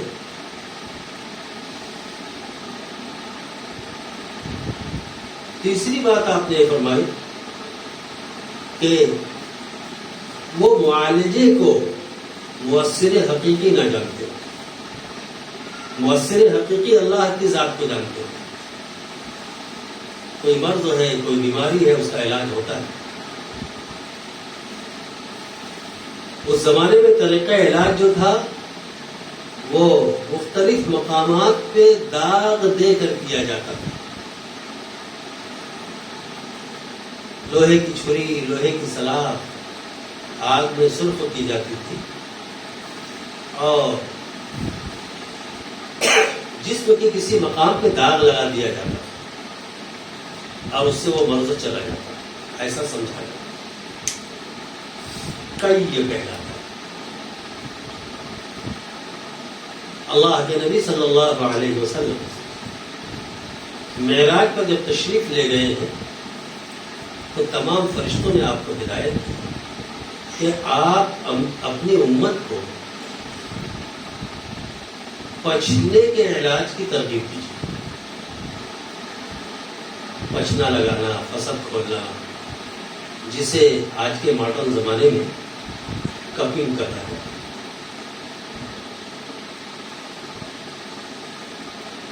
اس کی تلقین کیجیے۔ اگر علاج اختیار کرنا ہے تو وہ اسے اختیار کرے، داغنے کے علاج کو اختیار نہ کرے۔ فرشتوں نے تلقین کی، اور یہاں اللہ کے نبی نے کیا فرمایا کہ وہ داغنے سے علاج نہ کرے۔ تو یہ وہ لوگ ہوں گے 70,000 کی تعداد میں جو بلا حساب کتاب جنت میں جائیں گے، اور پھر ان میں سے ہر فرد 70,000 افراد کی شفاعت کریں۔ تو ہم بھی غور کریں، سوچیں کہ کہیں ہم بھی تو کسی سے بدفعلی نہیں لیتے، کیا کہیں ہم بھی تو علاج ہی کو سب کچھ نہیں سمجھتے؟ علاج کو آپ مؤثر حقیقی نہ جانیے، علاج کرائیے، سنت ہے۔ میں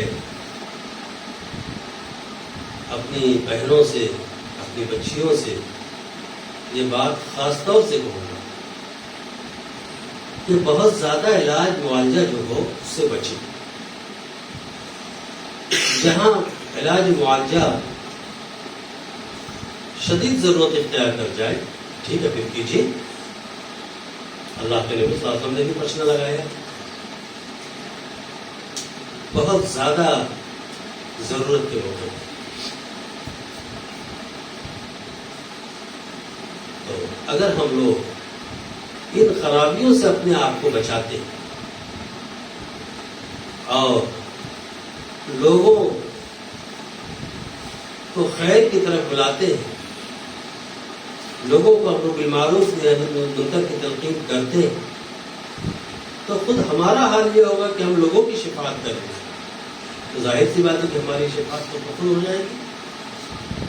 تو اپنی نجات چاہتے ہو تو دنیا میں تمام اعمال کرو،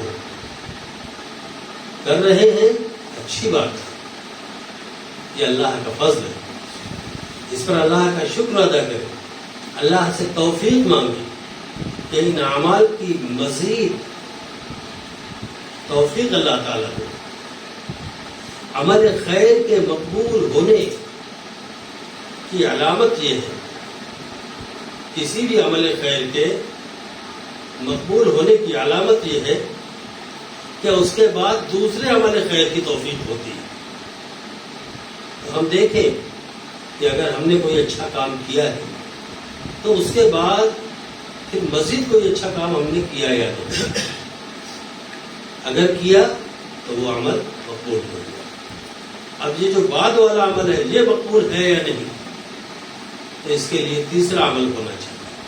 تو عمل خیر مسلسل زندگی میں پڑھتے رہنا چاہیے، اس پر مداومت ہونا چاہیے۔ اللہ کے نبی صلی اللہ علیہ وسلم نے ارشاد فرمایا ہے، خیر العمل ما دیم علیہ، تو اسی لیے تو اب یہ لوگ بھی بلا حساب کتاب جنت میں جائیں گے۔ اللہ کے نبی صلی اللہ علیہ وسلم سے ایک موقع پر ایک صحابیہ نے عرض کیا کہ اللہ کے نبی، یہ صحابہ آپ کو گھیرے رہتے ہیں، مردوں کا آپ پر غالب آ گئے ہیں، ہم لوگوں کے لیے تو کبھی کوئی موقع ہی نہیں ملتا، ہمارے بھی کچھ احوال ہیں جو ہم آپ سے پوچھنا چاہتے ہیں، آپ سے رہنمائی چاہتے ہیں، تو آپ ہمارے لیے اپنی جانب سے اپنی ثواب دید پر کوئی دن متعین فرما دیں جس میں یہ مرد نہ ہو۔ اللہ کے نبی صلی اللہ علیہ وسلم نے جمعرات کا دن طے کیا اور جا کر عورتوں کو واعظ فرمایا، ایسی باتیں پیش کی جو خالص عورتوں سے متعلق۔ انہیں میں سے ایک بات تھی کہ اگر کسی خاتون کے 3 بچے کم عمری میں مر جائیں، بچپن میں مر جائیں، تو یہ بچے شفاعت کریں گے۔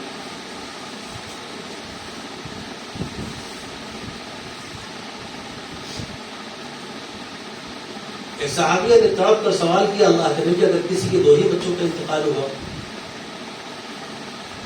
کیونکہ ان کے 2 بچوں کا انتقال ہوا، تو اللہ کے نبی نے فرمایا کہ ہاں، یہ 2 بچے بھی اپنی ماں کی یا اپنے والدین کی شفاعت کریں۔ اب تیسری صحابیہ تڑپ کر کھڑی ہوتی ہے کہ اللہ کے نبی، اگر کسی کے ایک ہی بچے کا انتقال ہوا ہو تب؟ آپ نے ارشاد فرمایا کہ وہ بچہ بھی اپنے والدین کی شفاعت کرے گا۔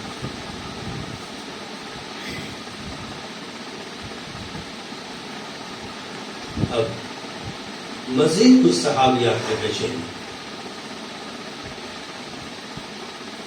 اللہ کے نبی نے اس بے چینی کو بھانپ لیا اور بھانپ کر ارشاد فرمایا کہ جس کے یہاں کسی بچے کا انتقال نہیں ہوا لیکن حمل قرار پایا تھا اور آخری مرحلے تک کا نہیں پہنچا، اس میں روح پھونکے جانے سے پہلے بھی اگر وہ ساقط ہو گیا تو یہ ناتمام بچہ بھی اپنے والدین کی شفاعت کرے۔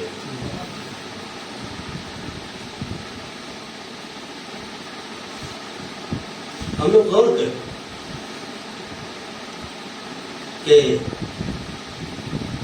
بالغین کی نماز جنازہ میں ہم لوگ دعا پڑھتے ہیں، اللہم اغفر لحینا، اے اللہ ہمارے زندوں کی مغفرت فرما، جو دنیا سے جا چکے ہیں ان کی مغفرت فرما، آخر تک کا دعا سمجھ لیجیے۔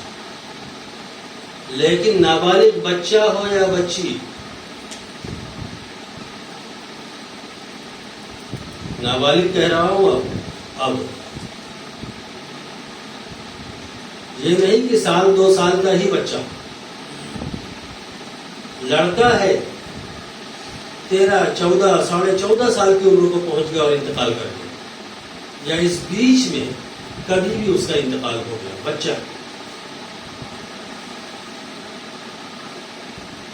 اسی طرح سے بچیاں بلوغ کو پہنچنے سے پہلے اگر انتقال کر جائیں،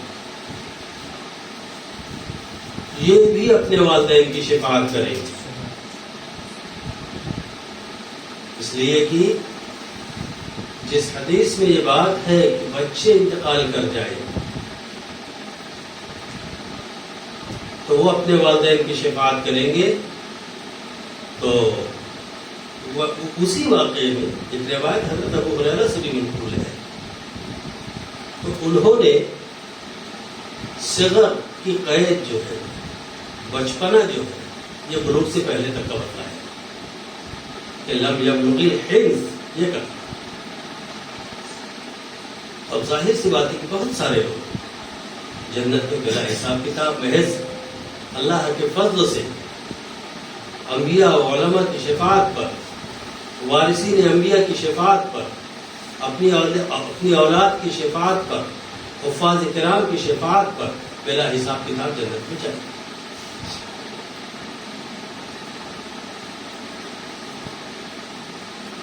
اب اس کے بعد حشر میں جو لوگ بچیں گے وہ ایسے مسلمان بچیں گے کہ جن کے یہاں ایمان بھی ہے، عمل خیر، اب ان کا حساب کتاب ہے۔ جس کی نیکی کا پلڑا جھک جائے گا وہ داخل جنت ہوگا، نیکی کا پلڑا جھک نہیں سکا تو بڑی شرمندگی، بڑی ندامت ہوگی۔ اللہ تعالیٰ اس دن کی شرمندگی اور ندامت سے ہم سب کو بچائے۔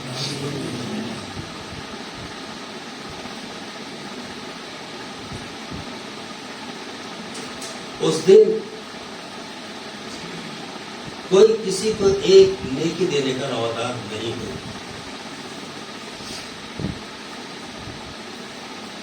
بس اللہ تعالیٰ اپنا فضل ہر ایک کے ساتھ.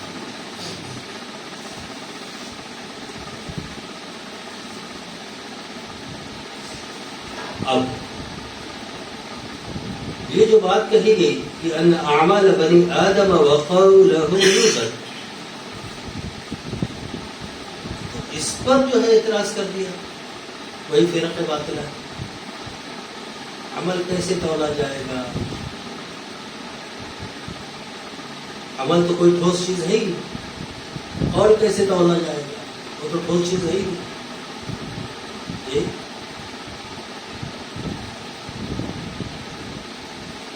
مختلف جوابات دیے گئے. ایک جواب یہ ہے کہ اللہ تعالی جتنے صالح اعمال ہیں ہر عمل کو جسم عطا فرماتا. مثلا نماز کو ایک خوبصورت جسم دے دیا جائے. 2 رکعت نماز ہوگی تو اس کا جسم ایسا، 3 رکعت ہوگی مغرب اس کا جسم ایسا، وتر اس کا جسم ایسا، 4 رکعت والی نمازیں ہوگی اس کا جسم ایسا، نفل ہوگی اس کا جسم ایسا. اب جتنی نمازیں ہیں وہ اٹھا کے تول دی جائیں گی. یعنی اعمال کو جسم دیا جائے گا اور تول دیا جائے گا. اسی طرح سے گناہوں کو بری صورت دی جائے گی اور پھر اس کو تول دیا جائے گا. ایک جواب یہ دیا گیا.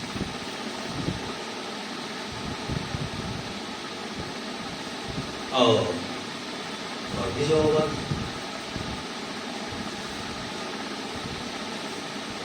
جواب یہ دیا گیا کہ جن صحیفوں میں اعمال لکھے گئے ہیں، نیک اعمال کے صحیفے الگ ہیں، برے اعمال کے صحیفے الگ ہیں. یہ صحیفے 2 الگ الگ پڑھوں میں ڈال کے تول دیے جائیں گے.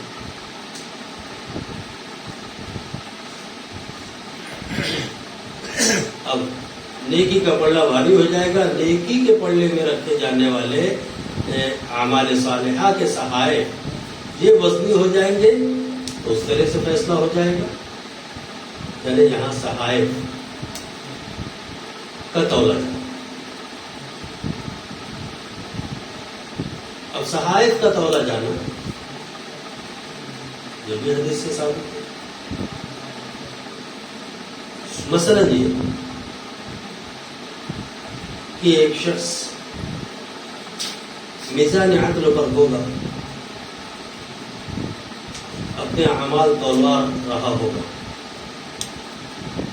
برے اعمال کے صحائف ایک پلڑے میں جمع دیے گئے ہوں گے اور نیک اعمال کے صحائف دوسرے پلڑے میں ہوں گے، لیکن برے اعمال کے صحائف کا وزن زیادہ ہوگا.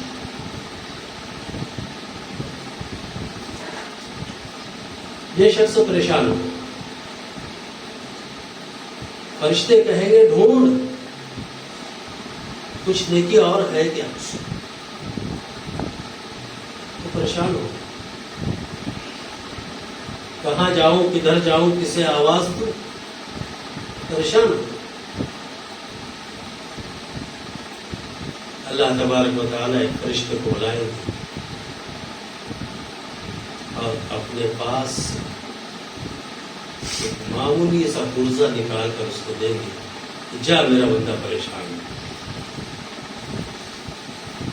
یہ اس کے نیکیوں کے پلڑے میں ڈال. حدیث بطاقہ کے نام سے وہ روایت موجود ہے اور کئی جگہوں پر.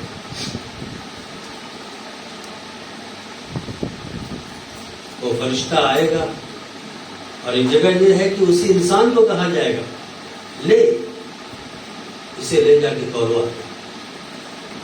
وہ پریشان ہوگا کہ برائیوں کے صحائف زیادہ ہے، میں اسے کیسے تولوں. کہا جائے گا جا. یہ جا کے اسے نیکی کے پلڑے میں رکھے گا اور نیکی کا پلڑا چھپتا چلا جائے گا اور برائی کی جو پلڑا ہے وہ گویا ہوا میں ٹوٹ لینا چاہے.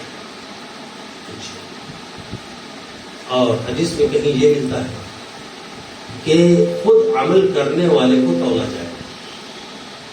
ایک بھاری بھرکم پہلوان کو لایا جائے گا، جب اس کو ایک پڑے میں رکھا جائے گا اور دوسرے پڑے میں مچھر کا پر، تو مچھر کا پر وزنی ہوگا، لیکن وہ کفر والا پہلوان وہ ہلکا ہو سکتا ہے.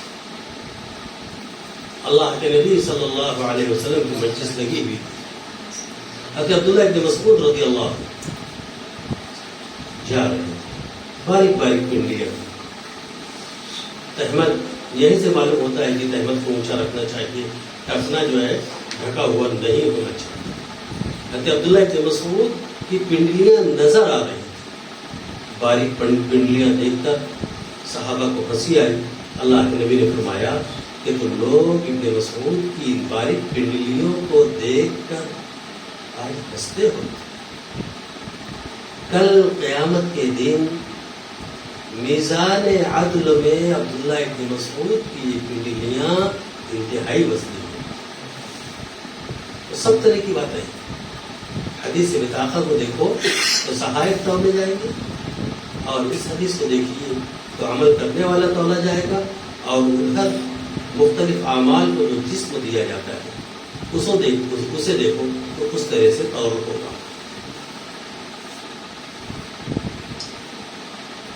اب آئیے ذرا جلدی جلدی ہم لوگ اسے دیکھ لیں، کیونکہ مجھے اشارہ دیا گیا کہ بجلی جانے والی.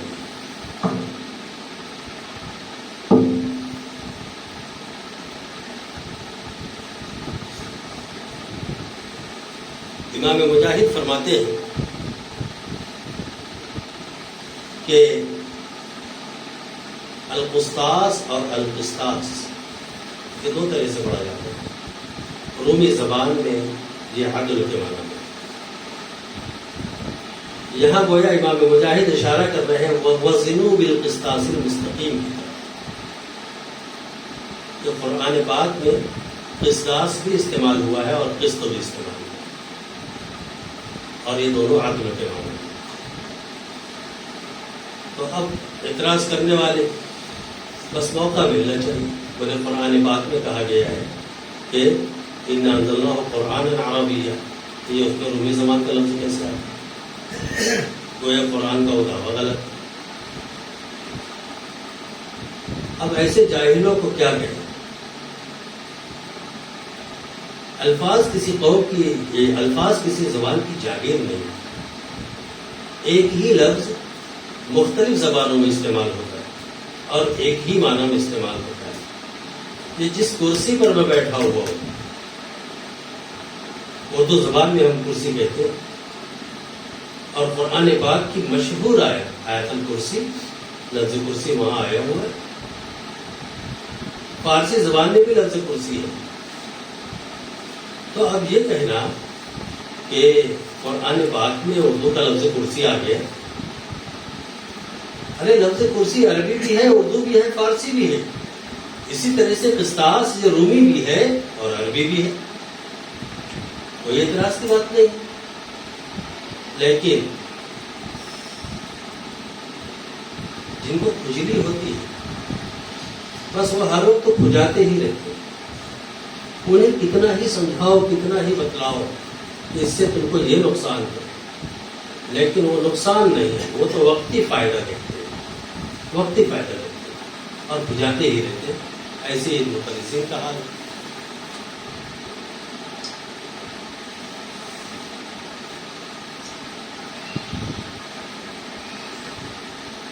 اب اس میں کچھ اور بحث ہے کہ یہ بات کہی جاتی ہے کہ قسط جو ہے یہ مقصد کا مصدر ہے. ایک لفظ قسط ہے، ایک لفظ اقساط ہے. تو اب ظاہر سی بات ہے کہ اقساط سے مقصد آئے گا اور قسط سے قاسط آئے گا.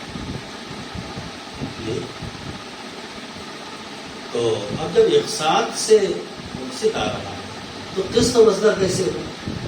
تو اصل میں قسط جو ہے یہ مقصد کا مصدر اس طرح سے ہوا کہ یہ مصدر المصدر.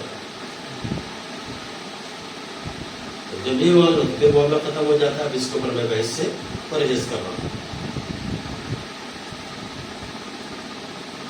اور عربی زبان ایسی لفظ ہے، ایسی زبان ہے کہ اس میں بہت سارے لفظ ایک دم ایک دوسرے کے متضاد معنی کے لیے بھی استعمال کرتے ہیں، اور انہی الفاظ میں سے یہ لفظ بھی کہ یہ کہیں انصاف کے معنی میں آتا ہے اور کہیں پر ظلم کے معنی میں آتا ہے. حجاج بن یوسف کا مشہور واقعہ ہے. حضرت سعید بن جبیر سے اس نے پوچھا تھا کہ ما تقول فی، انہوں نے کہہ دیا تھا کہ قاسط عادل. حجاج بن یوسف کے حوالے خوش ہو گئے کہ لگتا ہے کہ آج سعید بن جبیر یہ مرعوب ہو گئے، اور انہوں نے حجاج بن یوسف کی تعریف کر دی. حجاج بن یوسف نے کہا کہ خوش مت ہو، اس نے مجھ پر مزید کچھ الزام لگا دیے، بڑی سخت بات اس نے کہی. انہوں نے کہا تھا قاسط عادل، تو میں نے اس نے قاسط جو کہا ہے تو وہ ہے اصل میں اما القاسطون فقالوا لجہنم حطب، تو یہ وہاں سے قاسط کو لیا ہے. اور اسی طرح سے عادل کی بھی کے لیے بھی اس نے ایک آیت پڑھ دی. بڑا ادیب تھا حجاج بن یوسف. تو اسی طرح سے لفظ بیع خریدنے کے معنی میں بھی آتا ہے، بیچنے کے معنی میں بھی آتا ہے، جبکہ خریدنے کی حقیقت الگ ہے، بیچنے کی حقیقت الگ ہے.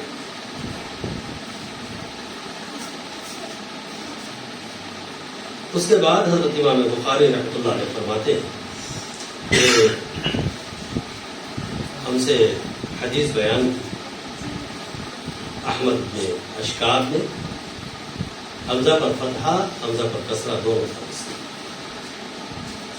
یہ سلسلہ سند حضرت ابو ہریرہ رضی اللہ عنہ تک پہنچتا ہے. عرض کرتے ہیں کہ اللہ کے نبی صلی اللہ علیہ وسلم نے ارشاد فرمایا کلمتان حبیبتان الی الرحمن، دو کلمے جو جن کے کہنے والے رحمان کو محبوب، حبیبتان اے محبوبتان، اور یہاں اللہ کا اس میں ذات ذکر کرنے کی بجائے اللہ کے نبی صلی اللہ علیہ وسلم نے اللہ کا صفتی نام رحمان کو ذکر کیا ہے. اس لیے کہ اگر آپ کلمتان حبیبتان الی اللہ فرماتے ہیں تو الہ یہ معبود، اور معبود کا جہاں تصور ہوتا ہے تو وہاں پر آدمی میں ایک طرح سے خشیت، خوف، ڈر یہ پیدا ہوتا ہے. اور جہاں ڈر، خوف، خشیت ہوتی ہے انسان وہاں گھبرا جاتا ہے، بھاگتا ہے. لیکن جہاں الفت، محبت، مودت، اکرام یہ باتیں تو وہاں انسان شوق سے عمل کی طرف بڑھتا ہے. اس لیے اللہ کے نبی صلی اللہ علیہ وسلم نے یہاں الی اللہ کی بجائے الی الرحمن کہا.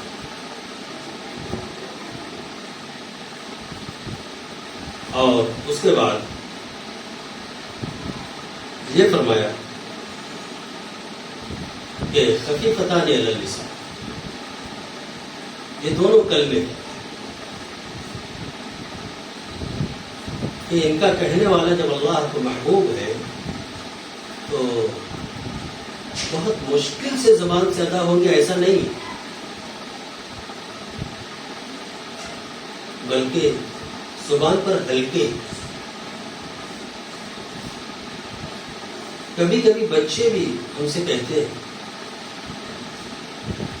کہ ابو چلیے نا وہ کلمتان حبیبتان والی مجلس میں.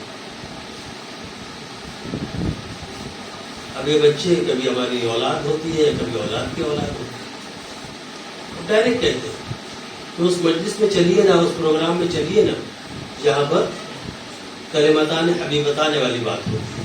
تو یہ اتنے آسان کلمات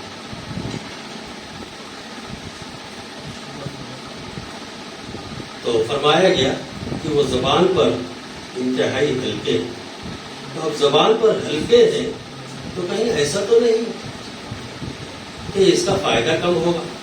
تو اللہ کے نبی نے فرمایا نہیں، ثقیلتان فی المیزان، کہ بھلے سے زبان پر ہلکے ہو لیکن میزان عدل میں یہ بڑے بھاری ہو، اس لیے کہ جسامت کی بنا پر وزن نہیں ہوتا۔ اگر جسامت کا وزن ہوتا تو اس پہلوان کا وزن زیادہ ہوتا، مچھر کا پر وہ ہلکا ہوتا۔ جسامت کا اگر وزن ہوتا تو عبداللہ ابن مسعود کی پنڈلیوں کو ہلکا ہونا چاہیے، وزندار نہیں ہونا چاہیے۔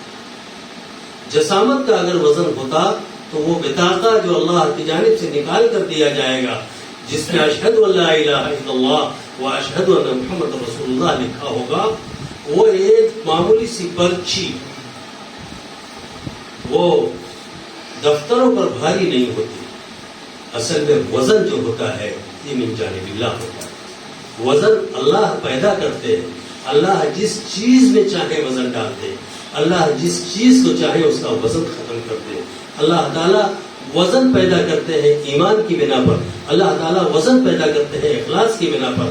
اللہ کے نبی صلی اللہ علیہ وسلم نے ارشاد فرمایا ہے کہ کل قیامت کے دن میزان عدل میں جو چیز سب سے بھاری ہوگی تمہارے اعمال میں سے وہ تمہارا حسن اخلاق ہو۔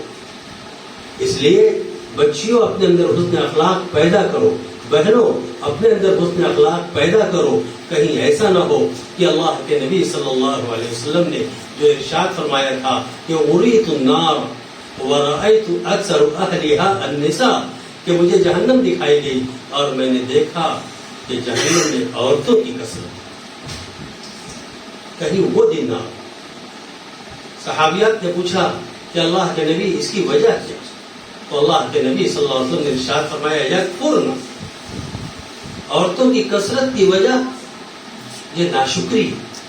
اپنے اندر شکر پیدا کرو، شادی شدہ ہو شوہر کا شکر کرو، اور غیر شادی شدہ ہو والدین کا شکر کرو، بڑے بھائیوں کا شکر کرو، اور طالبہ ہو تو معلمات کا شکر کرو کہ انہوں نے تم کو اس بات کا موقع دیا۔ لئن شکرتم لازیدنکم، اللہ تعالیٰ کا اصول ہے، شکر کرو گی بڑھائی جاؤ گی، اور اگر ناشکری کرو گی تو پھر ان عذابی لشدید، اللہ تعالیٰ ارشاد فرماتے ہیں۔ اب وہ دو کلمے کہے گئے کہ وہ ہے سبحان اللہ و بحمدہ سبحان اللہ العظیم۔ میرے ساتھ ساتھ آپ لوگ بھی ان کلمات کو کہیے، سبحان اللہ و بحمدہ سبحان اللہ العظیم، سبحان اللہ و بحمدہ سبحان اللہ العظیم۔ دیکھیں ان دونوں تسبیحات میں تین تین کلمے، کلمہ لفظ کو کہتے ہیں، اب یہاں تین تین لفظ کا مجموعہ ہے، اور اگر وا اور با کو الگ الگ جوڑ لو تو پھر اور تعداد بڑھ جائے گی۔ تو یہ تو کلام ہو گیا، کلمہ نہیں رہا۔ لیکن یقین جانیے کہ میرے اور آپ کے آقا صلی اللہ علیہ وسلم نے جب ان کو کلمہ کہا ہے تو یہ کلمے ہیں، اس لیے کہ آقا صلی اللہ علیہ وسلم افصح العرب والعجم ہے۔ اب افصح العرب والعجم نے جب اس کو کلمہ کہا ہے تو یہ کلمہ ہے، بھلے سے کلام نظر آ رہا ہے۔ اور پھر ایک دم عام بات ہے کہ ہم اپنے طلبہ و طالبات سے کہتے ہیں کہ کلمہ طیب سنائیے۔ اب ہم نے کہا کلمہ طیب کیا سناتا ہے؟ وہ لا الہ الا اللہ محمد الرسول اللہ۔ ہم کہتے ہیں کلمہ شہادت سنائیے، کلمہ تمجید سنائیے، کلمہ توحید سنائیے، کلمہ رد کفر سنائیے۔ ایک طویل چیز بچہ ہم کو یا بچی ہم کو سناتی ہے، تو ہمارے یہاں بھی معمول ہے۔ اور یہ معمول آیا کیسے کہ کلام کو کلمہ کہہ دیا گیا؟ یہ اصل میں اسی افصح العرب والعجم کی جانب سے آیا ہوا ہے، تو اس پر بھی کوئی اعتراض نہیں کرنا چاہیے۔ میں نے بحثوں کو سمیٹ لیا ہے، اور انشاءاللہ پھر کبھی موقع رہا تو پھر اس پر گفتگو کر لی جائے گی، کیونکہ وقت ایک دم یہ تیزی سے کٹتا جا رہا ہے۔ تو اب آپ لوگوں کو یہ بتلا دوں کہ میں نے بخاری شریف اپنے استاد مولانا محمد حنیف ملی قاسمی رحمہ اللہ سے پڑھی ہے. انہوں نے اپنے استاد مولانا سید فخر الدین احمد سے پڑھا ہے. انہوں نے اپنے استاد مولانا محمد قاسم نانوتی سے پڑھا ہے. اور انہوں نے اپنے استاد مولانا فخر الدین صاحب نے شیخ الہند مولانا محمود حسن دیوبندی سے پڑھا ہے. اور مولانا محمود حسن دیوبندی نے مولانا محمد قاسم نانوتی سے پڑھا ہے. اور مولانا محمد قاسم نانوتی نے اسے پڑھا ہے شاہ عبد الغنی سے. اور شاہ عبد الغنی نے اسے پڑھا ہے شاہ محمد اسحاق سے. اور شاہ محمد اسحاق نے اسے پڑھا ہے شاہ عبد العزیز سے. اور شاہ عبد العزیز نے اسے پڑھا ہے مسند الہند حضرت شاہ ولی اللہ رحمۃ اللہ علیہ سے. میرے ایک استاد مولانا محمد ادریس عقیل ملی قاسمی دعوت برکاتہ اللہ تعالیٰ ان کی عمر کو دراز کرے. انہوں نے مجھے اجازت دی ہے. وہ بھی تقریباً سند یہی ہے, بس فرق اتنا ہے کہ ان کے دو استاد ہیں مقاری کے. ایک تو مولانا فخر الدین صاحب ہیں اور ایک مولانا احمد جان صاحب گلبرگوی یا ہزاروی, جو آج افغانستان کے علاقے میں ہزارہ آپ بہت سنتے ہوں گے. وہاں کے رہنے والے تھے, تحریک ریشمی رومال کے سپاہیوں میں تھے. ان سے انہوں نے پڑھی ہے. اور ان دونوں نے بھی مولانا محمود حسن دیوبندی سے پڑھا ہے. میرے پاس ایک اجازت اور ہے جو میں بیان نہیں کرتا تھا, لیکن چونکہ اس سال 2 سال کی بچیاں جمع ہیں تو دل تھوڑا سا اور بھر آیا. تو ایک اجازت جسے میں عموماً ذکر نہیں کرتا تھا, جی چاہا کہ آج اس اجازت کو بھی ظاہر کر دوں. 1980 کے زمانے میں جب میں افتاء کرنے کے لیے بہار گیا ہوا تھا تو وہاں جامعہ رحمانی منگیر کی شیخ الحدیث, جن سے میں نے بخاری کے بہت سارے صفحات پڑھے, عبارت بھی ان کے سامنے پڑھی, ان سے ایک طرح سے سمجھیے کہ درس میں شریک رہ کے اشکالات بھی کیے, تو انہوں نے مجھے اجازت دی تھی. اور یہی اجازت میں ابھی تک کا ذکر نہیں کیا کرتا, لیکن آج بتلا رہا ہوں کہ مولانا شمس الحق صاحب نے مجھے اجازت دی تھی اپنی سند سے روایت کرنے کی. اور مولانا شمس الحق صاحب بہاری علیہ الرحمہ, انہوں نے بخاری شریف پڑھی تھی حضرت مولانا شبیر احمد عثمانی سے. اور مولانا شبیر احمد عثمانی نے بخاری شریف پڑھی تھی مولانا محمود حسن دیوبندی سے. اور اب یہ سلسلہ پھر اوپر تک ایک جیسا جاتا ہے. حضرت شاہ ولی اللہ تک کا میں نے تذکرہ کر دیا. شاہ ولی اللہ کے بعد سے لے کے امام بخاری تک کی جو سند ہے اسے آپ سنن نسائی کے پہلے صفحے پر حاشیے میں دیکھ سکتے ہیں. اور ویسے میں نے اپنی پوری سند میرے استاد سے لے کر اوپر حضرت عمر بن خطاب رضی اللہ عنہ تک کا چھپی ہوئی صورت میں آپ لوگوں کو دے دیا ہے. آپ لوگ صلاح و تقویٰ کی شرط کے ساتھ میری اس سند سے حدیث کو روایت کر سکتے ہیں. وآخر دعوانا الحمد للہ رب العالمین.